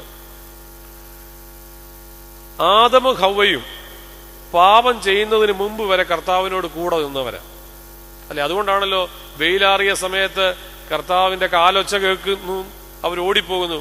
അതിനു മുമ്പ് വരെ കർത്താവിനോട് ചേർന്ന് നടന്നവരെ. പാപം ചെയ്ത് അന്ന് മുതൽ കർത്താവിന്റെ കൂടെ നിൽക്കുന്നത് മാറ്റി അവർ അകന്നുപോയി, ഒളിച്ചിരിക്കുകയാണ്. മറ്റൊരു വ്യക്തിയെ നമ്മൾ കാണുന്നത് ഉൽപ്പത്തി പുസ്തകം 5-ാം അധ്യായം 24-ാം വാക്യത്തിൽ ഒരു മനുഷ്യനെ കാണുന്നുണ്ട്. ആരാ? എല്ലാവർക്കും അറിയാം. ദൈവത്തോട് കൂടെ ഇരുന്ന ഒരു മനുഷ്യൻ, ഹാനോക്ക്. അവിടെ ഹാനോക്കിനെ കുറിച്ച് പറയുന്നത് അവന്റെ ആയുഷ്കാലം 365 സംവത്സരം. 65 സംവത്സരം അവൻ പുത്രന്മാരെയും പുത്രിമാരെയും ജനിപ്പിച്ചു. 300 സംവത്സരം അവൻ യഹോവയോട് കൂടെ നടന്നു. യഹോവ അവനെ എടുത്തുകൊണ്ടതിനാൽ കാണാതെയായി. വേദപുസ്തകത്തിൽ 2 ഹാനോക്കുമാരുണ്ട്. ഇപ്പോൾ നമ്മൾ പറഞ്ഞ ഈ ഹാനോക്ക് ആദമിന്റെ 3-ാമത്തെ പുത്രൻ എന്ന് പറയപ്പെടുന്ന ശേത്തിന്റെ വംശാവലിയിലുള്ള ഹാനോക്ക. അതിനു മുമ്പ് ഉൽപ്പത്തി പുസ്തകം 4-ാം അധ്യായം 17-ാം വാക്യത്തിൽ ഒരു ഹാനോക്കിനെ കുറിച്ച് പറയുന്നുണ്ട്. അത് ആദമിന്റെ ആദിജാതനായ കയീന്റെ വംശാവലിയിൽപ്പെട്ട ഹാനോക്ക. ആ ഹാനോക്കിനെ കുറിച്ച് നമ്മൾ 4-ാം അധ്യായം വാക്യം പറയുന്നു, അന്നത്തെ ആളുകൾ ഹാനോക്കിന്റെ പേരിൽ ഒരു പട്ടണം പണിതു. കയീന്റെ വംശാവലിയിൽപ്പെട്ട ഹാനോക്കിന്റെ പേരിൽ ഒരു പട്ടണം പണിതിട്ടുണ്ട്. പക്ഷെ ആ പട്ടണം ഇന്നില്ല. ആ ഹാനോക്കിനെ ഇന്ന് ആരും അറിയത്തുമില്ല. പക്ഷേ ദൈവത്തോട് കൂടെ നടന്ന് ദൈവം എടുത്തുകൊണ്ടുപോയ ഹാനോക്കിനെ ഇന്ന് മനുഷ്യർക്കറിയാം. അവൻ ശേത്തിന്റെ വംശാവലിയിൽപ്പെട്ട ഹാനോക്ക്. ദൈവത്തോട് കൂടെ നടക്കുക. നമുക്ക് ഈ ഹാനോക്കിന്റെ ആയുഷ്കാലം ഓർത്തിരിക്കാൻ വളരെ എളുപ്പമാണ്. കാരണം എന്താ അറിയാമോ? 365. ഒരു വർഷം നമ്മൾ പറയും 365 ദിവസം. ഒരു മനുഷ്യനെ കൊണ്ട് 365 ദിവസം, 365 വർഷമുള്ളതിൽ 300 സംവത്സരം അവൻ യഹോവയോട് കൂടെ നടന്നെന്ന് എഴുതിയിരിക്കുന്നേ. നമുക്ക് ലഭിക്കുന്ന 80 വയസ്സ് അല്ലെങ്കിൽ 40 വയസ്സ് അല്ലെങ്കിൽ 30 വയസ്സ് നമുക്ക് എത്ര ദിവസം ദൈവത്തോട് കൂടെ നടക്കുവാനായിട്ട് കഴിഞ്ഞിട്ടുണ്ട്? കൂടെ ഇരിക്കേണ്ടുന്നവരാ. നമുക്ക് നമ്മുടെ ദൈവത്തോട് കൂടെ ഒരു അല്പനേരം ഇരിക്കുവാനായിട്ട് കഴിയുന്നുണ്ടോ? ചിലപ്പോൾ ധ്യാനത്തിൽ വരുന്ന ഈ സമയത്ത് നമ്മൾ ഇവിടെ നിന്ന് പുറത്തേക്ക് ഇറങ്ങിക്കഴിഞ്ഞാൽ ദൈവത്തോട് കൂടെയാണോ നമ്മൾ ഇരിക്കുന്നത്? അവനോട് കൂടെ ഇരിക്കണമെങ്കിൽ എന്ത് വേണം? അവനോട് കൂടെ ഇരിക്കുന്ന രീതിയിൽ നമ്മൾ ആയിരിക്കണം. അവന് യോജിച്ച രീതിയിലല്ല നമ്മൾ ജീവിക്കുന്നെങ്കിൽ അവനോട് കൂടെ ഇരിക്കുവാനായിട്ട് നമുക്ക് കഴിയുകയില്ല. കർത്താവിനെ പറഞ്ഞല്ലോ, ഞാൻ വാതിൽക്കൽ മുട്ടുകയാണ്, എന്റെ ശബ്ദം കേട്ട് വാതിൽ തുറന്നു തന്നാൽ ഞാൻ നിന്നോടുകൂടെ ഇരിക്കും. പക്ഷെ നമ്മൾ എന്ത് ചെയ്തിരിക്കുക? വാതിൽ അടച്ചു വെച്ചിരിക്കുക. നമ്മൾ വാതില് അടച്ചു വെച്ചിരിക്കുക. ഇവിടെ ഹാനോക്ക് 300 സംവത്സരം യഹോവയോട് കൂടെ നടന്നു. വളരെ വ്യക്തമായിട്ട് വ്യവസ്ഥിരിക്കുക. 300 സംവത്സരം അവൻ യഹോവയോട് കൂടെ നടക്കുക. നമുക്ക് പലപ്പോഴും സാധിക്കാതെ പോകുന്ന ഒന്നാണ്. കൂടെ നടന്ന പ്രയോജനം എന്താ അറിയാമോ? യഹോവ അവനെ അങ്ങ് എടുത്തുകൊണ്ട് പോകും. യഹോവ അവനെ അങ്ങ് എടുക്കും. കൂടെ നടന്നാൽ ക്രിസ്തു നമ്മളെ എടുക്കും. നമ്മൾ കൂടെ നടന്ന് ഒന്ന് പരിശീലിക്കണം. രണ്ടാമത്, കൂടെ നടന്ന ഒരു മനുഷ്യനെ കുറിച്ച് പറയുന്നത് ഉൽപ്പത്തി പുസ്തകം 6-ാം അധ്യായം 9-ാം വാക്യത്തിൽ. ഒന്നാമത് നമ്മൾ കണ്ടു യഹോവയോട് കൂടെ നടന്ന ഒരു മനുഷ്യൻ ഹാനോക്ക്. രണ്ടാമത് യഹോവയോട് കൂടെ നടന്ന മനുഷ്യനെ കുറിച്ച് പറയുന്നു ഉൽപ്പത്തി പുസ്തകം 6-ാം അധ്യായം 9-ാം വാക്യം നോഹയെ കുറിച്ചാണ്. നോഹ നീതിമാനും തന്റെ തലമുറയിൽ നിഷ്കളങ്കനുമായിരുന്നു. നോഹ ദൈവത്തോട് കൂടെ നടന്നു. നോഹ നീതിമാനും തന്റെ തലമുറയിൽ നിഷ്കളങ്കനുമായിരുന്നു. നോഹ ദൈവത്തോട് കൂടെ നടന്നു. ദൈവത്തോട് കൂടെ നടന്ന പഴയ നിയമത്തിലെ ഒരു വ്യക്തി ആര്? നോഹ. അവന് വിശേഷണം കൊടുത്തിരിക്കുന്നത് എന്താ? നീതിമാനാണ്, തലമുറയിൽ നിഷ്കളങ്കന്. വലിയ ബുദ്ധിമുട്ടുള്ള രണ്ട് കാര്യങ്ങളാണ്. നീതിമാനായി ജീവിക്കുക, നീതിയുക്തമായി ജീവിക്കുക. അത് തന്നോട് തന്നെയും തന്റെ കുടുംബത്തോടും തന്റെ സമൂഹത്തോടും നീതിയുള്ളവനായി ജീവിക്കുക. നമുക്ക് എത്ര പേർക്ക് സ്വയം പറയാൻ പറ്റും, ഞാൻ എന്നോട് തന്നെ നീതി പുലർത്തുന്നുണ്ട്, ഞാൻ എന്റെ കുടുംബത്തോട് എത്ര നീതി പുലർത്തുന്നുണ്ട്, ഞാൻ എന്റെ സഭയോടെത്ര നീതി പുലർത്തുന്നുണ്ട്? പലപ്പോഴും നീതിയുക്തമായിട്ട് ഈ മേഖലകളിൽ ഒന്നും നമുക്ക് അതിന്റെ പൂർണ്ണതയിൽ ആകുവാനായിട്ട് നമുക്ക് കഴിഞ്ഞിട്ടില്ല. വീണ്ടും നോഹയെ കുറിച്ച് പറയുന്നത് എന്താ? ആ തലമുറയിൽ നിഷ്കളങ്കനുമായിരുന്നു. കളങ്കമില്ലാത്ത ഒരു അനുഭവം. യഹോവയായ ദൈവം അബ്രഹാമിനോട് പറഞ്ഞ ഒരു കാര്യം ഇതാ: നീ എന്റെ മുമ്പാകെ നിഷ്കളങ്കനായി നടക്ക എന്ന്. നീ എന്റെ മുമ്പാകെ നിഷ്കളങ്കനായി നടക്കുക. ഈ രണ്ട് ക്വാളിറ്റി ഉണ്ടെങ്കിൽ നമുക്ക് ദൈവത്തോട് കൂടെ നടക്കുവാനായിട്ട് കഴിയും. സങ്കീർത്തനക്കാരൻ അതുകൊണ്ടാണല്ലോ ദൈവത്തെ, യഹോവയായ ദൈവത്തെ സംബോധന ചെയ്യുന്ന 4-ാം സങ്കീർത്തനം നമ്മൾ ശയന നമസ്കാരത്തിൽ ഉപയോഗിക്കുന്ന എന്റെ നീതിയായ ദൈവമേ ഞാൻ വിളിക്കുമ്പോൾ ഉത്തരമല്ലാണ്. ദൈവം നീതിമാനാണ്. അപ്പൊ ആ ദൈവത്തോട് കൂടി ഇരിക്കണമെങ്കിൽ ഞാൻ എങ്ങനെയുള്ളവനായിരിക്കണം? നീതിയുള്ളവനായിരിക്കണം. അതുകൊണ്ടാ പരിശുദ്ധന്മാര് നീതിയുള്ളവരായിരുന്നു. അതുകൊണ്ടാ പരിശുദ്ധന്മാരുടെ ഓർമ്മയുമായി ബന്ധപ്പെട്ട്, അല്ലെങ്കിൽ പരിശുദ്ധന്മാരുടെ മധ്യസ്ഥൽ അഭയം പ്രാർത്ഥിച്ച് ധൂപപ്രാർത്ഥന നടത്തുമ്പോൾ നമ്മളെന്താ? നീതിമാൻ പന പോലെ തളിർക്കും. ദൈവത്തിന്റെ നീതിയോട് ചേർന്ന് നിന്നവരാ പരിശുദ്ധന്മാര്. അപ്പൊ ദൈവത്തോട് കൂടെ നടക്കണമെങ്കിൽ എന്ത് വേണം?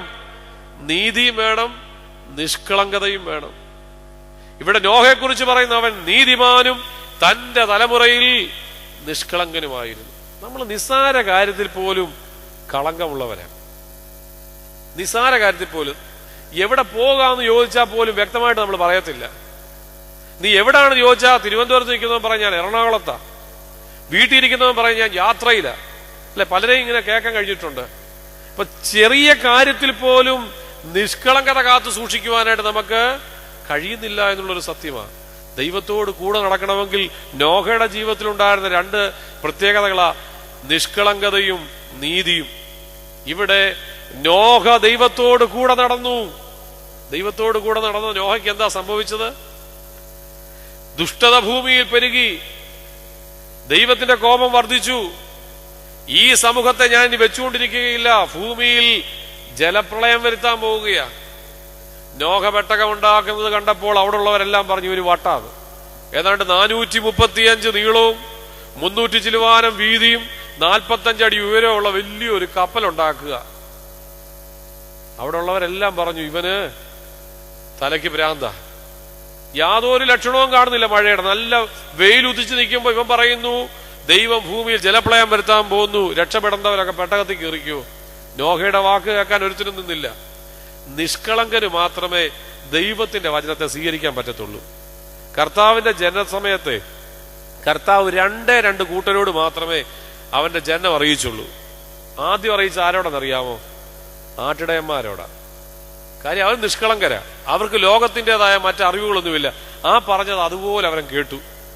പിന്നെ കർത്താവ് പറഞ്ഞില്ല, ഒരു അടയാളം കൊടുത്തു അല്ലേ? ഏറ്റവും ബുദ്ധിയുള്ളവര് അവരത് കണ്ടപ്പോൾ മനസ്സിലായി ഒരു അത്ഭുത ശിശു ജനിച്ചിരിക്കുന്നു. ഇതിനിടയിൽ ഒരു ഗ്രൂപ്പുണ്ട്, അവരോട് പറഞ്ഞില്ല. അതൊക്കെ നമ്മളൊക്കെയാ.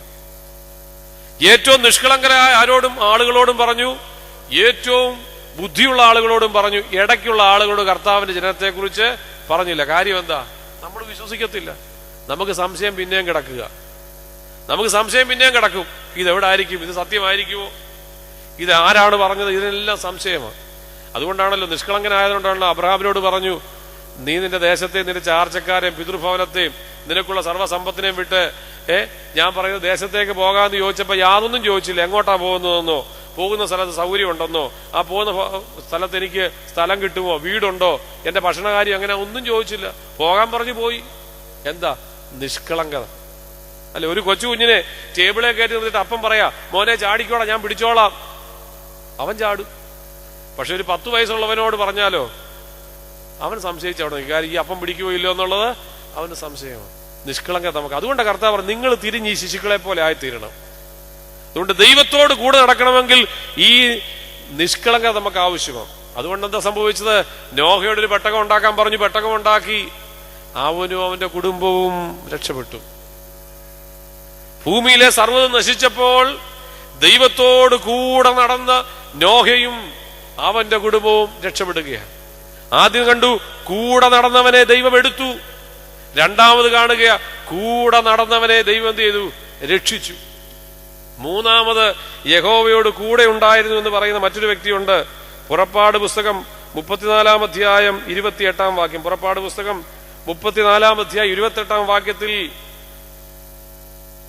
മോശ അവിടെ 40 രാവും 40 പകലും ഭക്ഷണം കഴിക്കാതെയും വെള്ളം കുടിക്കാതെയും യഹോവയോടുകൂടെ ആയിരുന്നു. 40 ദിവസം വെള്ളം കുടിച്ചില്ല, 40 ദിവസം ഭക്ഷണം കഴിച്ചില്ല. പക്ഷെ ആരുടെ കൂടെ ആയിരുന്നു? അല്ല, നമ്മൾ 3 ദിവസം ഇവിടെ വന്നിരിക്കുകയാണ്. നമ്മൾ വെള്ളവും കുടിക്കുന്നില്ല, ഭക്ഷണവും കഴിക്കുന്നു. ആരുടെ കൂടെ ഇരിക്കുന്നതെന്ന് മാത്രം സംശയം. മോശയെക്കുറിച്ച് പറഞ്ഞു, അവൻ 40 രാവും 40 പകൽ യഹോവയോട് കൂടെ ആയിരുന്നു. ഭക്ഷണം കഴിച്ചതും വെള്ളം കുടിക്കാത്തതും ഒക്കെ മാറ്റിവെച്ചാൽ എവിടെ ആയിരുന്നു? യഹോവയോട് കൂടെ. നമ്മൾ ഇവിടെയും അതൊക്കെ ചെയ്യുന്നുണ്ട്. ഭക്ഷണവും കഴിക്കുന്നില്ല, ഉമിനീര് പോലും ഇറക്കുന്നില്ല. പക്ഷെ ആരുടെ കൂടാണെന്നുള്ളത് വലിയൊരു സംശയമാണ്. സാത്താൻ എവിടെ കിടക്കുന്നെന്നാ പറയുന്നേ? സാത്താൻ വാതുക്ക കിടക്കുന്നെന്നാ പറയുന്നേ അല്ലെ? കർത്താവ് പറഞ്ഞു, ഞാൻ വാതുക്ക മുട്ടും കർത്താവ് അല്ലാതെ ഒളിച്ചൊന്നും കയറത്തില്ല. കർത്താവ് പാതിരാത്രിക്കൊന്നും വന്ന് ഒളിച്ചു കയറത്തില്ല. കർത്താവ് എന്ത് ചെയ്യും? വാതുക്കൽ മുട്ടും. മുട്ടിട്ട് തുറന്നെങ്കിലേ കർത്താവ് കയറത്തുള്ളൂ. കർത്താവ് അവകാശം ഉണ്ടെന്ന് പറഞ്ഞുകൊണ്ട് രാത്രി കയറത്തില്ല. കർത്താവ് മുട്ടി തുറന്നെങ്കിൽ മാത്രമേ കയറത്തുള്ളൂ. പിശാച് എങ്ങനെ കിടക്കുന്ന അറിയാമോ? വാതുക്ക കിടക്കുക. നമ്മൾ അബദ്ധത്തിന് തുറന്നാൽ ചാടി കയറാൻ വേണ്ടി കിടക്കുക. അതുകൊണ്ടാണ് പറഞ്ഞ സാത്താൻ വാതുക്കൽ കിടക്കുന്നു. ഇവിടെ നാം ആരുടെ കൂടെയാ? വാതുക്ക കിടക്കുന്ന പിശാച് ഞാൻ വീട്ടിൽ നിന്നിറങ്ങിയപ്പോ എന്റെ കൂടെ പോന്നിട്ടുണ്ടോ? വാതുക്ക കിടന്ന പിശാച് പരുമലപ്പള്ളിയിൽ ഈ 3 ദിവസത്തെ ധ്യാനത്തിനായിട്ട് ആദ്യത്തെ ദിവസം ഞാൻ പോന്നപ്പോൾ അവനും കൂടെ വന്നിട്ടുണ്ടോ? അവന് മടിയൊന്നുമില്ല കേട്ടോ വരാൻ. എവിടെയും പോയി നിൽക്കുക. അതുകൊണ്ടാണ് ഇയ്യോബിന്റെ പുസ്തകത്തിൽ വായിക്കുന്നത്, ദൈവത്തിന്റെ പുത്രന്മാർ യഹോവയുടെ സന്നിധിയിൽ നിന്നപ്പം സാത്താനും കയറി നിന്നെന്നാ. ഒരു മടിയുമില്ല. അതുകൊണ്ടാണ് പിതാക്കന്മാര് പറയുന്നത്, ദേവാലയത്തിന്റെ കാര്യത്തെക്കുറിച്ച് പറയുമ്പം മാലാഖമാര് കയറുവാൻ ഭയക്കുന്നിടത്ത് പിശാച് ചാടിക്കയറുമെന്ന. മാലാഖമാര് കയറുവാൻ ഭയക്കുന്നിടത്ത് പിശാച് ചാടിക്കയറും. നമ്മൾ ചിന്തിച്ചു നോക്കണം, എന്റെ കൂടെ അവനും ഉണ്ടോ? ഉണ്ടെങ്കിൽ അവനെ കൂടെ മാനസാന്തരപ്പെടുത്തി വേണം നമ്മൾ പോകാൻ. കൂടെയുള്ളത് ആരാണ്? ഞാൻ 3 ദിവസം ഉപവസിക്കുമ്പോൾ യഹോവയോട് കൂടെ ആയിരിക്കാൻ തക്കവണ്ണം എനിക്ക് കഴിയണം. എന്താ മോശയ്ക്ക് സംഭവിച്ചത്? 40 രാവും 40 പകലും അവൻ യഹോവയോട് കൂടെ ആയിരുന്നു. അവൻ തിരിച്ചിറങ്ങി വന്നപ്പോൾ പോയതുപോലല്ല അവൻ വന്നത്. അവൻ പോയപ്പോൾ സാധാരണ തൊക്കുള്ള, സാധാരണ മുഖമുള്ള ഒരു മനുഷ്യനായിട്ടാണ് മോശ മലയുടെ മുകളിലേക്ക് കയറിയെങ്കിൽ 40 ദിവസം അവൻ യഹോവയോട് കൂടി ഇരുന്ന് തിരിച്ചു വന്നപ്പോൾ സൂര്യനെ പോലെ പ്രകാശിച്ചു. നമുക്കും സാധിക്കണം. നാം 3 ദിവസം ദൈവത്തിന്റെ ആലയത്തിൽ ഈ ഉപവാസത്തിന്റെയും പ്രാർത്ഥനയുടെ അനുഭവത്തിൽ അവനോട് കൂടെ ഇരിക്കുമ്പോൾ നമ്മളും ശോഭിക്കണം, നമ്മളും തേജസ്കരിക്കപ്പെടണം. നമുക്ക് സാധിക്കണം. അത് കൂടെയുള്ളതാ ആരാണെന്നുള്ളത് നമ്മൾ അറിയണം. യഹോവയോട് കൂടെയാണോ ഞാൻ ഇരിക്കുന്നത്? ചില ആളുകൾ പറയും, അച്ഛാ ഞാൻ പള്ളിയിലേക്ക് വരുന്നില്ല. എന്താ? എനിക്കിഷ്ടമല്ലാത്ത ചില ആളുകൾ എൻ്റെ അടുത്ത് നിൽക്കുന്നത് കൊണ്ട്. അങ്ങനെയുള്ള ആളുകളുള്ള ദേവാലയത്തിലേക്ക് ഞാൻ വരുന്നില്ല. നീ പള്ളി വരുമ്പം ആരുടെ കൂടാ നിൽക്കേണ്ടത്? നീ ദൈവത്തോടൊപ്പമാണ് നിൽക്കുന്നതെങ്കിൽ, ദൈവത്തിന്റെ കൂടെയാണ് നീ നിൽക്കുന്നതെങ്കിൽ നിന്നെ ആ ചിന്ത ഭരിക്കത്തില്ല. നീ ലോകപ്രകാരം ചിന്തിക്കുന്നുണ്ട് അതിനൊക്കെ തിരിച്ചങ്ങനെ ചിന്ത വരുന്നത്. അതുകൊണ്ട് ദൈവത്തോട് കൂടെ നിന്ന ഹാനോക്കിനെ ദൈവം എടുത്തു.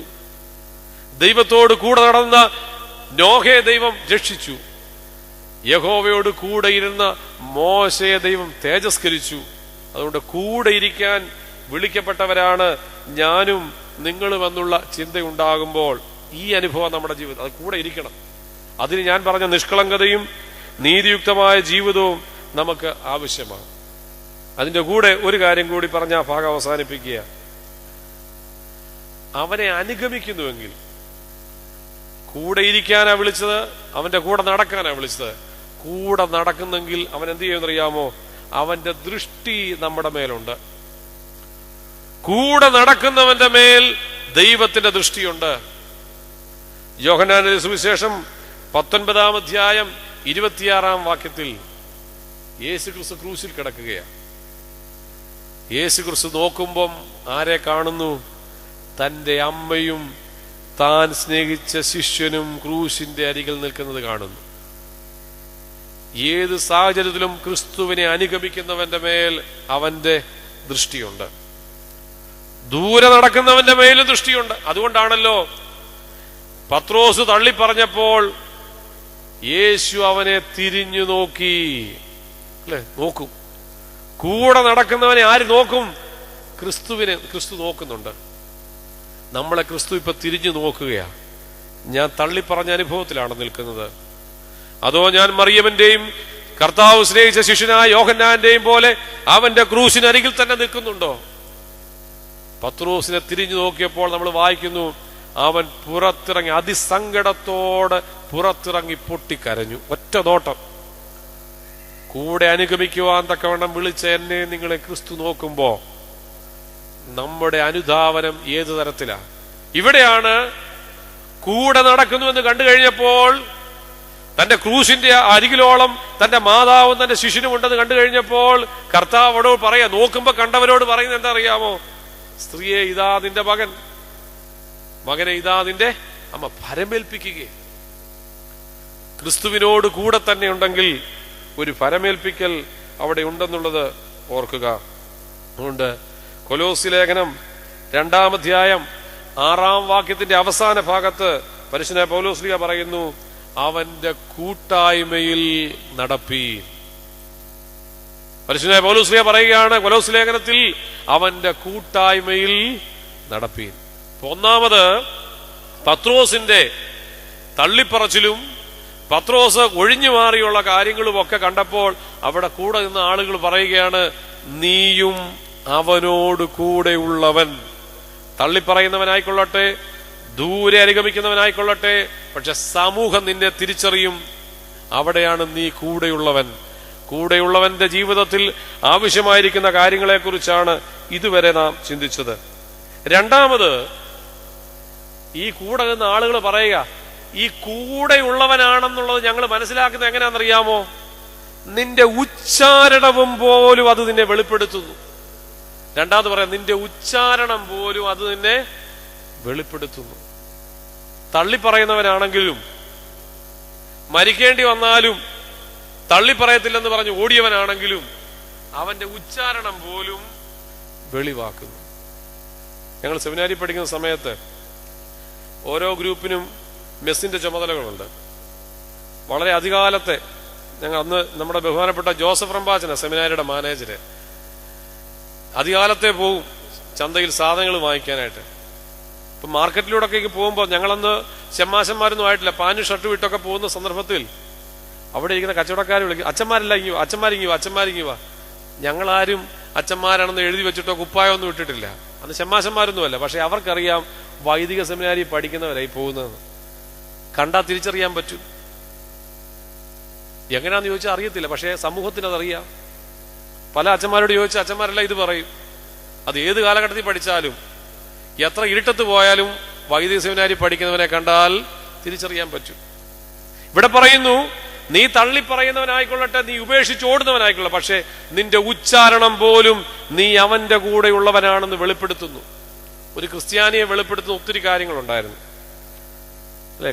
നസ്രാണി ഭക്ഷണം, നമ്മുടെ വീട്ടിലത്തെ ഭക്ഷണം പോലും പ്രത്യേക തരത്തിലുള്ളതായിരുന്നു. ഇന്ന് നമ്മളെല്ലാം ഉപയോഗിക്കും. വസ്ത്രം, സ്ത്രീകളുടെ വസ്ത്രം അല്ലെ, അമ്മച്ചിമാരുടെ ചട്ടയും മുണ്ടും ഒക്കെ കാണുമ്പോൾ തന്നെ അറിയാം അത് ക്രിസ്തീയ ഭവനത്തിൽപ്പെട്ട ആളാണോ അല്ലയോ. പേരുകൾ, ഇങ്ങനെ നമ്മളെ വെളിപ്പെടുത്തുന്ന ഒത്തിരി കാര്യങ്ങൾ. ഇപ്പൊ ഇന്ന് പക്ഷേ അതെല്ലാം നമ്മൾ നഷ്ടപ്പെടുത്തി, അല്ലെങ്കിൽ നഷ്ടപ്പെട്ടു പോയി ആധുനിക കാലഘട്ടത്തിൽ. ഇവിടെ നീ കല്ലാണെങ്കിൽ, നമ്മൾ പറയുമല്ലോ മുല്ലപ്പൂമ്പൊടി ഏറ്റുകിടക്കും കല്ലിനുമുണ്ട്. നമ്മളൊക്കെ കല്ലാണെങ്കിലും ക്രിസ്തുവാകുന്ന മുല്ലപ്പൂമ്പൊടിയോട് എപ്പോഴെങ്കിലും ഒക്കെ ബന്ധപ്പെട്ടിട്ടുള്ളതുകൊണ്ട് അതിന്റെ ഒരു ഗന്ധം നമുക്കുണ്ട്. അതുകൊണ്ട് സമൂഹത്തിന് നമ്മളെ തിരിച്ചറിയുവാനായിട്ട് സാധിക്കും എന്നുള്ളത് ഓർക്കുക. നിന്റെ ഉച്ചാരണം നിന്നെ വെളിപ്പെടുത്തുന്നു, നിന്റെ സംസാരം നിന്നെ വെളിപ്പെടുത്തുക നീ ക്രിസ്തുവിന്റെ കൂടെയുള്ളവനാണെന്ന്. നമ്മുടെ സംസാരം അപ്രകാരമുള്ളതാണ്. സങ്കീർത്തനക്കാരൻ പറയുന്നു 39-ാം സങ്കീർത്തനത്തിൽ, നാവ് കൊണ്ട് പാപം ചെയ്യാതിരിപ്പാൻ ഞാൻ എന്റെ വഴികളെ സൂക്ഷിക്കും. നാവ് കൊണ്ട് പാപം ചെയ്യാതിരിപ്പാൻ ഞാൻ എന്റെ വഴികളെ, അടുത്ത് പറയുന്ന അതിനേക്കാൾ ശ്രദ്ധിക്കണം. ദുഷ്ടനെന്റെ മുമ്പിലിരിക്കുമ്പോൾ എന്റെ വായ് കടിഞ്ഞാണിട്ട് കാക്കും. ആര് മുമ്പിലിരിക്കുമ്പോളാ? പക്ഷെ നമ്മൾ ഏറ്റവും കൂടുതൽ കടിഞ്ഞാണില്ലാത്തത് എപ്പോഴാണെന്നറിയാമോ? നമുക്ക് ഇഷ്ടമല്ലാത്തത് നമ്മുടെ മുമ്പിലിരിക്കുമ്പോഴാണ് നമ്മൾ ഇങ്ങനെ പറഞ്ഞുകൊണ്ടിരിക്കുന്നത്. പക്ഷെ സങ്കീർത്തനക്കാരൻ പറയുന്നു, നിന്റെ നാവിനെ നിയന്ത്രിക്കണം. നീ ദൈവികമായ അനുഭവത്തിൽ ജീവിക്കുന്നവനാണെങ്കിൽ നീ നിന്റെ നാവിനെ നിയന്ത്രിക്കണം. പാപം ചെയ്യാതിരിപ്പാൻ ഞാൻ എന്റെ വഴികൾ, ദുഷ്ടന്റെ മുമ്പിരിക്കുമ്പോൾ എന്റെ വായ്ക്ക് ഞാൻ കടിഞ്ഞാണ്. നമ്മുടെ ശരീരത്തില് എല്ലില്ലാത്ത ഏക അവയവമാണ് നാക്ക്. എല്ലില്ല അതിന്. അതുകൊണ്ടാണല്ലോ താന്ന് പറഞ്ഞാലും ആന്ന് പറഞ്ഞാലും ഒക്കെ ഈ കേൾക്കുന്ന എന്തുകൊണ്ടാ? ഒരു എല്ലുണ്ടായിരുന്നെങ്കിലും വഴങ്ങത്തില്ലെന്നു. അതുകൊണ്ട് ദൈവം അറിഞ്ഞുകൊണ്ട് അതിന് എല്ല് തന്നില്ല. പക്ഷെ അതുകൊണ്ട് നമ്മൾ എന്ത് ചെയ്യും? എങ്ങനെ അങ്ങ് വളയ്ക്കും. മുമ്പേ ഞാൻ പറഞ്ഞ സാഹചര്യത്തിനനുസരിച്ച് എങ്ങനെ നമ്മളിതങ്ങ് വളയ്ക്കും. നീ ഒത്തിരി വളയ്ക്കുമ്പോൾ ഒന്ന് ഓർക്കണം, നീ ഞായറാഴ്ച ദിവസം ഊസോയ പ്രാപിച്ചിട്ട് നീ കുർബാന അനുഭവിക്കുവാനായിട്ട് ആദ്യം വരുമ്പം നിന്റെ അധരത്തിലേക്ക് ഇത് വെച്ച് തരുന്നത്. ഏറ്റവും കൂടുതൽ കൊള്ളരുതായ്മ പറയുന്ന, നിന്റെ ജീവിതത്തിൽ ഏറ്റവും കൂടുതൽ പാപം ചെയ്യുന്ന ഈ അവയവം ആരെ സ്വീകരിക്കുന്നത്? ക്രിസ്തുവിനെ ആദ്യം സ്വീകരിക്കുന്ന നിന്റെ ശരീരത്തിലെ അവയവമാണ് നാവെന്നുള്ളത് ഓർക്കണം.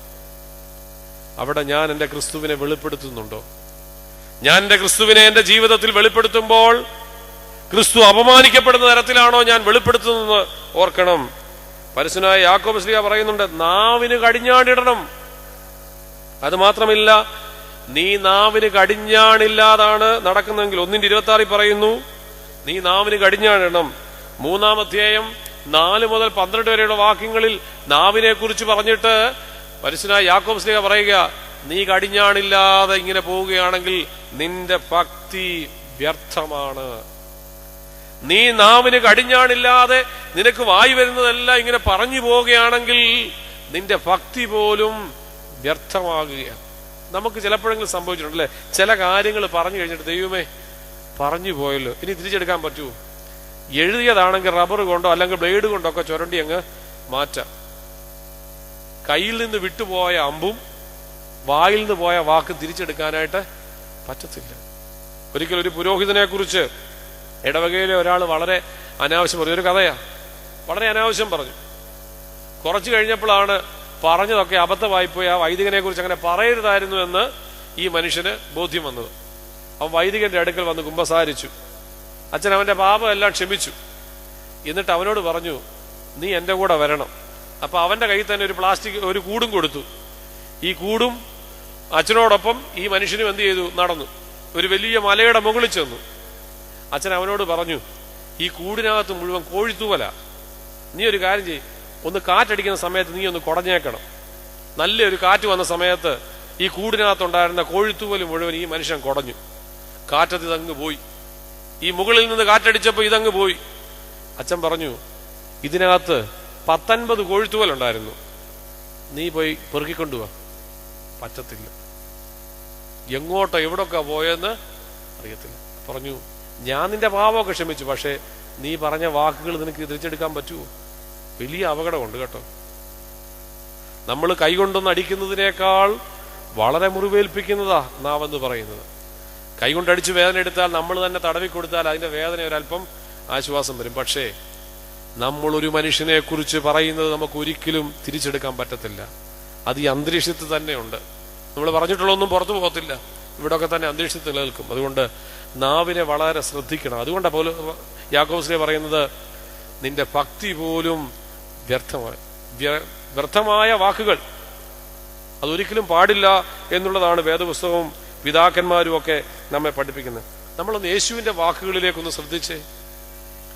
യേശുവിന്റെ ഓരോ വാക്ക് സൗഖ്യം നൽകുന്നതാ, മാനസാന്തരം പ്രദാനം ചെയ്യുന്നതാ. അല്ലെ, പാപിനിയായ സ്ത്രീയെ കൊണ്ടുവന്നു, അവളുടെ കുറ്റത്തിൽ പിടിക്കപ്പെട്ടതാ. അവളോട് കർത്താവ് എന്താ പറഞ്ഞത്? ഈ പണി കാണിച്ചതെല്ലാം മോശമായെന്നും നിനക്ക് ഇത് തന്നെ വരേണ്ടത്, അതുകൊണ്ട് ഞാനും നിന്നെ അങ്ങ് ശിക്ഷ വിധിക്കുക എന്നാ പറഞ്ഞു. അല്ല, കർത്താവ് പറഞ്ഞു, പോകാ ഇനി പാപം ചെയ്യരുത്. പോകാ ഇനി പാപം ചെയ്യരുതെന്ന് പറയുമ്പോൾ നീ ഇതുവരെ പാപത്തിൽ ജീവിച്ചു, പക്ഷെ നിനക്ക് ഇനിയും, അല്ലെ, ആ സ്ത്രീക്ക് വന്ന മാറ്റം എന്തുമാത്രം വലുതാ. ക്രിസ്തുവിനെ അനുഗമിക്കുവാൻ തക്കവണ്ണം അവളെ ശക്തിയുള്ളതാക്കിയത്. അപ്പൊ ക്രിസ്തുവിന്റെ വാക്കുകൾ സൗമ്യവും ക്രിസ്തുവിന്റെ വാക്കുകൾ മറ്റുള്ളവരെ വേദനിപ്പിക്കുന്നതുമായിരുന്നില്ല. വിമർശനമുണ്ടായിരുന്നു, പക്ഷേ അതെന്തിനു വേണ്ടിയാ? അവരെ വളർത്തുന്നതിന് വേണ്ടിയുള്ളതാ. അതുകൊണ്ടാണല്ലോ കർത്താവിന് ക്രൂശി കിടന്ന് ആരെങ്കിലും വേദനിപ്പിച്ചോ? ആരെങ്കിലും പ്രാഗിയോ? ഒരു മനുഷ്യനെ പോലും പ്രാഗില്ല. തന്നെ മുഖത്ത് കാർക്കിച്ച് തുപ്പിയവര്, തന്റെ വിലാവിൽ കുന്തം കൊണ്ട് കുത്തിയവരുണ്ട്, ചാട്ടവാറിട്ട് ശരീരത്തെ ഉപദ്രവിച്ചവരുണ്ട്. അവരെ ആരെയും വേദനിപ്പിച്ചില്ല, അവരെ ആരെയും നൊമ്പരപ്പെടുത്തിയില്ല. എന്തിനാ? തന്നെ പിടിക്കാൻ വന്നപ്പോൾ കാത് പോയ ഒരു മനുഷ്യന്റെ കാത് പോലും വെച്ച് അവന് സൗഖ്യം വരുത്തിയ കർത്താവിനെ കാണുന്നത്. തന്റെ പിതാവിന്റെ കയ്യിൽ പ്രാണനെ ഫലമേൽപ്പിക്കുന്നതിന് മുമ്പ് തന്നെ കർത്താവ് എന്ത് പ്രാർത്ഥിച്ചു? കർത്താവ്, ഇവരൊക്കെ അറിവില്ലായ്മ കൊണ്ടാ ചെയ്യുന്നത്, ഇവരോട് ക്ഷമിക്കണമേ. അതുകൊണ്ടാണ് നമ്മൾ കെംദാട് നമസ്കാരത്തിൽ പാടുന്നു, നിന്നതരങ്ങളഹോ പട്ടിൻ നൂലോടൊത്തുള്ളൂ. വിവാഹ ശുശ്രൂഷയെ നമ്മൾ വായിക്കുന്നു, നിന്നതരങ്ങൾ മധു വർഷിക്കുന്നു. തേന. നമുക്കും ഇപ്രകാരം നമ്മുടെ സംഭാഷണങ്ങളെ ഒന്ന് മാറ്റുവാൻ തക്കവണ്ണം ഇടയാകണം. ക്രിസ്തുവിനെ വെളിപ്പെടുത്തുന്നതിൽ ഒരു വലിയ പങ്ക് വഹിക്കും ഏതാ? നിന്റെ ഉച്ചാരണം. പത്രോസ്ലീഹയുടെ ഒരു സ്ലാങ് പോലും, ഉച്ചാരണം, ഒരു പ്രൊനൗൺസിയേഷൻ പോലും ക്രിസ്തുവിനെ വെളിപ്പെടുത്തുവാൻ തക്കവണ്ണം ഇടയായി. എന്റെയും നിങ്ങളുടെയും സംഭാഷണങ്ങൾ ക്രിസ്തുവിനെ വെളിപ്പെടുത്തുവാൻ തക്കവണ്ണം ഇടയാകുന്നുണ്ടോ? സദൃശ്യവാക്യങ്ങൾ 12-ാം അധ്യായം 25-ാം വാക്യത്തിൽ നമ്മൾ വായിക്കുന്നു, മനോവ്യസനം ഹേതുവായി ഒരുവന്റെ മനസ്സിടിയുന്നു, ഒരു നല്ല വാക്കോ അതിനെ സന്തോഷിപ്പിക്കുന്നു. മനോവ്യസനം ഹേതുവായി ഒരു മനുഷ്യന്റെ മനസ്സിടിയുന്നു, ഒരു നല്ല വാക്കോ അതിനെ സന്തോഷിപ്പിക്കുന്നു. ദുഃഖത്തിലിരിക്കുന്ന ആളിന് ഒരാശ്വാസം, മരണാസന്നനായിരിക്കുന്ന ഒരാൾക്ക് ഒരു പ്രത്യാശ. നമുക്ക് എന്താ പറയേണ്ടത്, എവിടെ പറയേണ്ടത് പലപ്പോഴും അറിയത്തില്ല എന്നുള്ളത് നമ്മുടെ ജീവിതത്തിൽ ഒരു അപകടമാണ്. ഞാനൊരിക്കല് മുമ്പിരുന്ന ഒരു പള്ളിയിൽ ഒരമ്മച്ചി ശരീരം തളർന്ന് ആശുപത്രിയിൽ കിടക്കുകയാണ്. അപ്പം വീട്ടുകാരിതുപോലെ ആശുപത്രിയിൽ അഡ്മിറ്റ് ആണെന്ന് പറഞ്ഞു. ഞാൻ കാണുവാനായിട്ട് ചെന്നു. ഞാൻ കാണുവാൻ ചെല്ലുമ്പോൾ അമ്മച്ചിയുടെ ചെറിയല്ല ഒരു വശത്തെ കോടിയിരിക്കുന്നു, ഒരു ഭാഗം തളർന്നു കിടക്കുകയാണ്. മകനും മരുമകളും അവിടെയുണ്ട്. ഇപ്പം പള്ളിയിൽ അതിനടുത്തുള്ള സമയത്ത് കലറകളെ സംബന്ധിച്ചുള്ള തീരുമാനങ്ങളൊക്കെ ചിലർ എടുത്തിട്ടുണ്ട്. അപ്പൊ ഈ വീട്ടുകാർക്കും അതിനെ സംബന്ധിച്ചറിയാം. ഈ അമ്മച്ചി ഇങ്ങനെ എന്നെ വളരെ വിഷമത്തോടെ നോക്കി. ഞാൻ പറഞ്ഞു, അമ്മച്ചി പ്രാർത്ഥിക്കുന്നുണ്ട്, കുർബാനെ പ്രത്യേകം ഓർത്തുകൊള്ളാം, എത്രയും വേഗം സുഖപ്പെട്ട് അമ്മച്ചി പള്ളിയിലൊക്കെ വീണ്ടും പഴയതുപോലെ വരണം. ഈ മരുമകൾ അവിടെ നിന്ന് എന്നോട് ചോദിക്കുക, അച്ഛാ ഞങ്ങൾക്കൊരാവശ്യം വന്ന ഒരു കലറ എടുക്കാൻ കാണുമോ എന്ന്.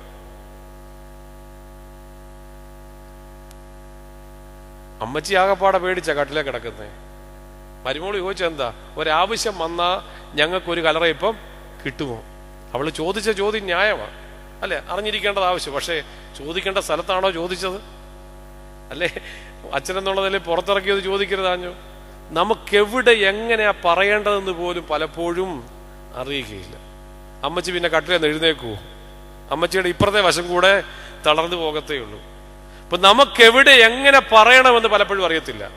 ഇവിടെ സദൃശവാക്യം പറയുന്ന മനോവ്യസന ഹേതുവായി ഒരു മനുഷ്യന്റെ മനസ്സിടിയ, പക്ഷെ ഒരു നല്ല വാക്കോ അവന്റെ ഹൃദയത്തെ, അല്ലെ, അർത്ഥാശിഷ്ട രാജാവും നെഹമ്യാവിന്റെ ജീവിതത്തിൽ പാനപാത്രവാഹൻ ഒന്നും ചോദിക്കേണ്ട ആവശ്യമൊന്നുമില്ല.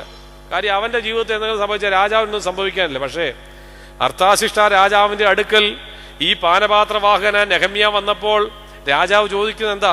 നിന്റെ മുഖം വാടിയിരിക്കുന്ന എന്താ? നിനക്ക് ദീനമൊന്നുമില്ലല്ലോ. എന്നിട്ട് പറയാ, ഇത് മനോദുഃഖമല്ലാതെ മറ്റൊന്നുമല്ല. അവിടെയാണ് നെഹമ്യാവ് തന്റെ സങ്കടം പറയുന്നതും യെരുശലേമിന്റെ മതിലൊക്കെ നന്നാക്കാനും അതിന്റെ വാതിലൊക്കെ ഭംഗിയാക്കാനും ഒക്കെ രാജാവ് അനുവാദം കൊടുക്കുന്നതും. അപ്പൊ നമ്മുടെ ഒരു വാക്ക്, നമ്മുടെ ഒരു നോട്ടമൊക്കെ ഒരു മനുഷ്യനെ ഒത്തിരി ആശ്വസിപ്പിക്കുവാനും അവൻ ഒത്തിരി കരുതുവാനും ഒക്കെ ഇടയാകുമെന്നുള്ള ഓർക്കുക. ഇവിടെ പത്രോസിനെ സമൂഹത്തിൽ വെളിപ്പെടുത്തുന്നു. ഏത്? അവന്റെ സംഭാഷണമല്ല, സംഭാഷണത്തെക്കാൾ അവന്റെ ഉച്ചാരണം പോലും അവനെ വെളിവാക്കുകയാണ്. രണ്ടാമത് നമ്മളെ വെളിപ്പെടുത്തുന്ന മറ്റൊരു സംഗതി വസ്ത്രം. വസ്ത്രം നമ്മളെ വെളിപ്പെടുത്തുന്നുണ്ടോ? വസ്ത്രം വെളിപ്പെടുത്തേണ്ടതാണ്. ഒരു ക്രിസ്ത്യാനിയുടെ വേഷവിധാനം ക്രിസ്തുവിനെ വെളിപ്പെടുത്തുവാൻ തക്കവണ്ണം ഇടവരുന്നതാണ്. വൈദിക വേഷം നിങ്ങൾ കണ്ടിട്ടുണ്ടാകും. തിരുമേനിമാര് ചുവന്ന കുപ്പായം ധരിക്കും, വൈദികര് വെള്ളക്കുപ്പായം ധരിക്കും. ഇതിനൊക്കെ ചില സൂചന, ചില വെളിപ്പെടുത്തലുകളായത്. എന്താ ചുവന്ന കുപ്പായം? നമ്മൾ വേദപുസ്തകത്തിൽ വായിക്കുന്നുണ്ട്, യേശു ക്രിസ്തുവിനെ കളിയാക്കി ധരിപ്പിച്ചൊരു വസ്ത്രമുണ്ട്. അവനെ ഹെരോദാവ് എന്ത് ചെയ്തു? പീലാത്തോസ് എന്ത് ചെയ്തു? ഒരു ചുവന്ന മേലങ്കി അവനെ ധരിപ്പിച്ചു. അപ്പൊ ക്രിസ്തുവിന്റെ വസ്ത്രമാണ് ആര് ധരിക്കുന്നത്? നമ്മുടെ തിരുമേനിമാർ ധരിക്കുന്നത്. ക്രിസ്തുവിനെ ധരിപ്പിച്ച നിന്ദയുടെ വസ്ത്രം. സുവിശേഷങ്ങളിൽ ഒരു ഭാഗത്ത് മാത്രം പറയുന്നു. ലൂക്കോസിന്റെ സുവിശേഷം 23-ാം അധ്യായം 11-ാം വാക്യത്തിൽ മാത്രം പറയുന്നു, ഹെരോദാവ് അവനെ കളിയാക്കി ശുഭ്രവസ്ത്രം ധരിപ്പിച്ചു. മറ്റേത് പൊന്തിയോസ് പീലാത്തോസ് അവനെ ചുവന്ന വസ്ത്രം ധരിപ്പിച്ചു.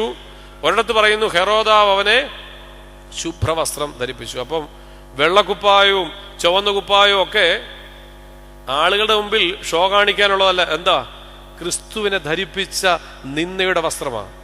എന്റെ ക്രിസ്തുവിനെ നിന്ദിച്ച നിന്നയാണ് ഞാൻ ധരിക്കുന്നത്. കുരിശെന്താ? നിന്നയുടെ അടയാളമാണ്. അതാണ് ഞാൻ ധരിക്കുന്നത്. ഇന്നത് വിജയത്തിന്റെ അടയാളമാണ്. അതുകൊണ്ട് ഇത് ആളുകളുടെ മുമ്പിൽ വെളിപ്പെടുത്തുന്ന, ആരെ വെളിപ്പെടുത്തുന്നതാ? ഒരു മെത്രാപ്പോലീത്ത ചുമന്ന കുപ്പായം ധരിച്ചുകൊണ്ടും ഒരു വൈദികൻ വെള്ളക്കുപ്പായം ധരിച്ചുകൊണ്ട് നിൽക്കുമ്പോൾ ആരെയാ വെളിപ്പെടുത്തുന്നത്? ക്രിസ്തുവിനെ. അതുകൊണ്ടാണ് സഭയുടെ തിരുവസ്ത്രം എന്ന് അതിനെക്കുറിച്ച് പറയുന്നത്. കാര്യം ക്രിസ്തുവിനെ വസ്ത്രം മൂലം നമ്മൾ വെളിപ്പെടുത്തുകയാണ്.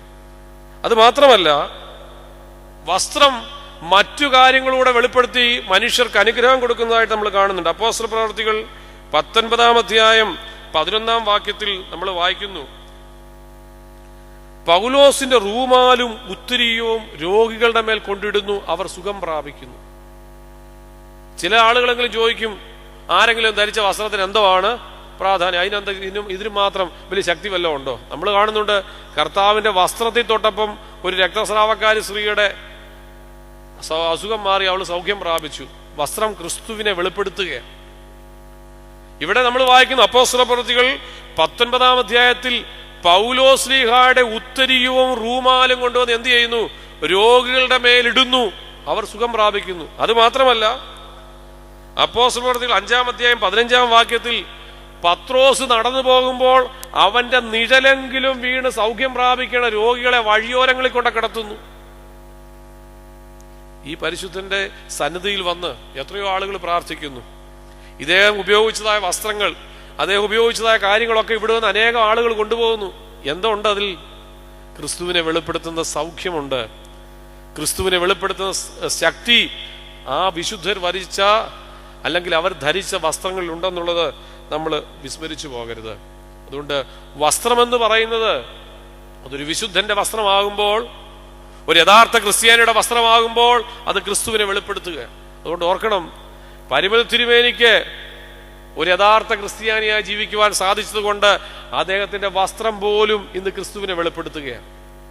ഞാനും നിങ്ങളും യഥാർത്ഥ ക്രിസ്ത്യാനികളാകുമ്പോൾ നമ്മുടെ വസ്ത്രവും ക്രിസ്തുവിനെ വെളിപ്പെടുത്തും. അതുകൊണ്ട് എൻ്റെ ജീവിതത്തിൽ എൻ്റെ വസ്ത്രം, എൻ്റെ സംസാരം ക്രിസ്തുവിനെ വെളിപ്പെടുത്തുവാൻ തക്കവണ്ണം ഇടയാകുന്നുണ്ടോ എന്നുള്ളത് നമ്മളൊന്ന് ചിന്തിക്കുക. ക്രിസ്തുവിന്റെ വസ്ത്രം എത്ര പ്രാധാന്യപ്പെട്ടതാണെന്ന് ഓർക്കണം. അവൻ ദേശദ്രോഹിയാണ്, ദൈവദൂഷണക്കാരൻ എന്നൊക്കെ പറഞ്ഞാണ് ക്രിസ്തുവിനെ ക്രൂശിക്കുന്നത്. പക്ഷേ അവന്റെ വസ്ത്രത്തിന് വേണ്ടി ചീട്ടിട്ടു. നമ്മൾ വായിക്കുന്നുണ്ട്, ആ വസ്ത്രം അവർ വെറുതെ കളഞ്ഞില്ല. വസ്ത്രം അത്രയ്ക്ക് മനോഹരമായിരുന്നത് കൊണ്ട് ക്രിസ്തുവിന്റെ വസ്ത്രം ചീട്ടിടുവാൻ തക്കവണ്ണം യോഗ്യതയുള്ളതായിരുന്നു. അവർ 4 പങ്കാക്കി അതിനെ കൊണ്ട്. അത്ര മഹത്തരമായ വസ്ത്രമായിരുന്നു ക്രിസ്തുവിൻ്റെത്. അതുകൊണ്ട് ക്രിസ്തുവിന്റെ വസ്ത്രത്തോട് ചേർന്ന് നിൽക്കുന്ന വസ്ത്രം നമുക്കത് കിട്ടിയിട്ടുണ്ട്. മഹത്വത്തിന്റെ വസ്ത്രം, മാമോദീസായിലൂടെ പ്രകാശത്തിന്റെ വസ്ത്രം, അത് നമ്മൾ വെളിപ്പെടുത്തണം. ഈ ലോകം അതിലൂടെ നമ്മളെ തിരിച്ചറിയും, നീ ക്രിസ്തുവിന്റെ കൂടെയുള്ളവൻ. അതുകൊണ്ട് പത്രോസിനോട് പറഞ്ഞു, നിന്റെ ഉച്ചാരണവും പോലും നിന്നെ വെളിപ്പെടുത്തുകയാ, നീ അവന്റെ കൂടെയുള്ളവനാ. നിന്റെ വസ്ത്രം പോലും നിന്നെ വെളിപ്പെടുത്തുകയാ, നീ ക്രിസ്തുവിന്റെ കൂടെയുള്ളവന്. നിന്റെ ജീവിത ശൈലി അത് നിന്നെ വെളിപ്പെടുത്തുക. ഒരിക്കല് ഫ്രാൻസിസ് അസീസിയും അദ്ദേഹത്തിന്റെ ശിഷ്യനും കൂടെ പ്രസംഗത്തിനാണെന്ന് പറഞ്ഞിട്ട് രാവിലെ ഇറങ്ങി. രാവിലെ 2 പേരും യാത്ര ചെയ്തു, ഒരു പട്ടണത്തിൽ ചെന്നു. വൈകുന്നേരമായപ്പോൾ തിരിച്ച് 2 പേരും ആശ്രമത്തിൽ വന്നു. പിറ്റേ ദിവസം ഈ ശിഷ്യനെ തന്നെ വിളിച്ചിട്ട് പറഞ്ഞു, നമുക്ക് ഇന്ന് വേറെ ചില പട്ടണങ്ങളിലേക്ക് പോയി പ്രസംഗിച്ചിട്ട് വരാം. അപ്പൊ ശിഷ്യനൊരു സംശയം. ഗുരു ചോദിച്ചു, നിന്റെ സംശയം പറഞ്ഞു. ഇന്നലെ നമ്മൾ പ്രസംഗിക്കാനാന്ന് പറഞ്ഞിട്ട് ഇവിടെ നിന്ന് പോയി. നമ്മൾ 2 പേരും ഒറ്റ പട്ടണത്തിൽ ചെന്നു. ആ പട്ടണത്തിൽ കൂടെ നടന്നതല്ലാതെ നമ്മൾ ആരോടും ഒരു വാക്ക് പോലും പറഞ്ഞില്ല. നാം ആരോടും ഒരു വാക്ക് പോലും പറഞ്ഞില്ല. അങ്ങനെ പോകാനാണെങ്കിൽ ഞാൻ ഇന്ന് വരുന്നില്ല. ഫ്രാൻസിസ് അസീസി ചിരിച്ചുകൊണ്ട് ശിഷ്യനോട് പറഞ്ഞു, നമ്മളെ കണ്ടവൻ ദൈവത്തെ കണ്ടിരിക്കുന്നു. നമ്മളെ കണ്ടവൻ ദൈവത്തെ കണ്ടിരിക്കുന്നു. അബ്രഹാം ഒരു ദേശത്ത് ചെന്നു. ആ ദേശത്ത് ചെന്നപ്പം അബ്രഹാമിന്റെ ഭാര്യ സാറായി മരിച്ചുപോയി. സാറായിയെ അടക്കണം. അബ്രഹാം പറഞ്ഞു, എനിക്ക് ഈ ദേശത്ത് ആര് സ്ഥലം തരും? അപ്പൊ പറഞ്ഞു, നിനക്ക് എവിടെ വേണമെങ്കിലും തരാം. അബ്രഹാം പറഞ്ഞു, എനിക്ക് വെറുതെ തരണ്ട, ഞാൻ എത്ര പണം വേണമെങ്കിലും നിങ്ങൾക്ക് തരാം. അവിടെ പറഞ്ഞ എന്താണെന്നറിയാമോ അബ്രഹാമിനെ കുറിച്ച്? ഞങ്ങൾ ദൈവത്തെ കാണുന്നത് പോലെ നിന്നെ ഞങ്ങൾ കാണുന്നു. ദൈവത്തെ കാണുന്നത് പോലെ നിന്നെ ഞങ്ങൾ കാണുന്നു. ഒരു ക്രിസ്ത്യാനിയെ കാണുമ്പോൾ മറ്റുള്ളവർ ദൈവത്തെ തിരിച്ചറിയണം. ഒരു ക്രിസ്ത്യാനിയെ കാണുമ്പോൾ മറ്റുള്ളവർ ക്രിസ്തുവിനെ തിരിച്ചറിയണം. നമ്മുടെ ജീവിതത്തിൽ അത് സാധിക്കേണ്ടത് ആവശ്യമാണ്. ഇവിടെ തള്ളിപ്പറഞ്ഞോടിപ്പോകുന്ന പത്രോസിനെ കണ്ടിട്ട് അവിടെ കൂടി നിന്ന ആളുകൾ പറഞ്ഞു, നീയും അവന്റെ കൂടെയുള്ളവൻ, നിന്റെ ഉച്ചാരണം പോലും നിന്നെ വെളിപ്പെടുത്തുന്നു. എന്നെയും നിങ്ങളെ കാണുമ്പോൾ തള്ളിപ്പറയുന്ന അനുഭവത്തിലായിരിക്കരുത്. ഈ ലോകത്തിലെ ജീവിതം കണ്ടിട്ട് ഇവിടെയുള്ള സമൂഹം പറയണം, നീയും അവനോട് കൂടെയുള്ളവൻ, നിങ്ങളുടെ ജീവിതം പോലും അത് നിന്നെ വെളിപ്പെടുത്തും. നമ്മുടെ ഉച്ചാരണം പോലും നമ്മെ വെളിപ്പെടുത്തുന്നു. ദൈവത്തിന്റെ സന്നിധിയിൽ നമുക്ക് വീണ്ടും തലകളെ വണക്കാം. കാരുണ്യവാനായ ദൈവമായ കർത്താവേ, ഇന്നേ ദിവസം ഞങ്ങൾ ലഭിച്ച വചനത്തിനായിട്ട് നിന്നെ ഞങ്ങൾ സ്തുതിക്കുന്നു. ഞങ്ങളെ കാണുന്നവർ ദൈവത്തെ കാണുവാൻ, ഞങ്ങളുടെ ഉച്ചാരണവും ഞങ്ങളുടെ ജീവിത ശൈലിയും ഒക്കെ നിന്നോട് കൂടെയുള്ളവരാണെന്നുള്ളത് വെളിപ്പെടുത്തുവാൻ തക്കവണ്ണം അവിടെ ഞങ്ങളെ സഹായിക്കണമേ. ഈ 3 നോമ്പ് അതിനൊരു കാരണമായി തീരണമേ. നിന്നോട് കൂടെ ആയിരുന്ന ആളുകളുടെ അനുഭവം ഞങ്ങൾ അറിഞ്ഞു. ഹാനോക്ക് കൂടെ നടന്നു, നീ അവനെ എടുത്തു. നോഹ നിന്നോട് കൂടെ നടന്നു, നീ അവനെ അവന്റെ കുടുംബത്തെ രക്ഷിച്ചു. മോശ നിന്നോട് കൂടെ ഇരുന്നു, നീ അവനെ തേജസ്കരിത്തിന്റെ അനുഭവത്തിലേക്ക് കൊണ്ടുവന്നു. ദൈവമായ കർത്താവെ, ഞങ്ങളും നിന്നോട് കൂടെ ഇരിപ്പാൻ തക്കവണ്ണം നീ ഞങ്ങളെ ക്ഷണിച്ചിട്ടുള്ളവരാകുന്നുവല്ലോ. നിന്നോട് കൂടെ രക്ഷ പ്രാപിപ്പാൻ നീ ഞങ്ങളെ എടുത്ത് അനുഗ്രഹത്തിന്റെ അവസ്ഥയിലേക്ക് കൊണ്ടുപോകാൻ, തേജസ്കരിക്കപ്പെടുവാൻ തക്കവണ്ണം ഞങ്ങളെ സഹായിക്കണമേ. കർത്താവ്, കേട്ടതായ വചനം ഞങ്ങളുടെ ജീവിതത്തിൽ ഫലമുളവാക്കുവാൻ തക്കവണ്ണം ഞങ്ങളെ സഹായിക്കണമേ. ഈ 3 നോമ്പ് അനുഗ്രഹത്തിന് കാരണമായി തീരണമേ. ഞങ്ങളുടെ ദേശത്തെയും ഞങ്ങളുടെ പ്രകൃതിയെയും ഞങ്ങളുടെ കുടുംബങ്ങളെയും ഒക്കെയും നിന്റെ കോപത്തിൽ നിന്നും ഞങ്ങൾ മാറി നിന്റെ അനുഗ്രഹത്തിന് പാത്രീഭൂതരായി തീരുവാൻ തക്കവണ്ണം ഇടയാക്കണമേ. ഞങ്ങളെന്നാളും നിനക്ക് നിന്റെ പിതാവിനും പരിശുദ്ധ റുഹായിക്കും സ്തുതിയും സ്തോത്രം കരയറ്റുവാനായിട്ട് തന്നെ. ആമീൻ.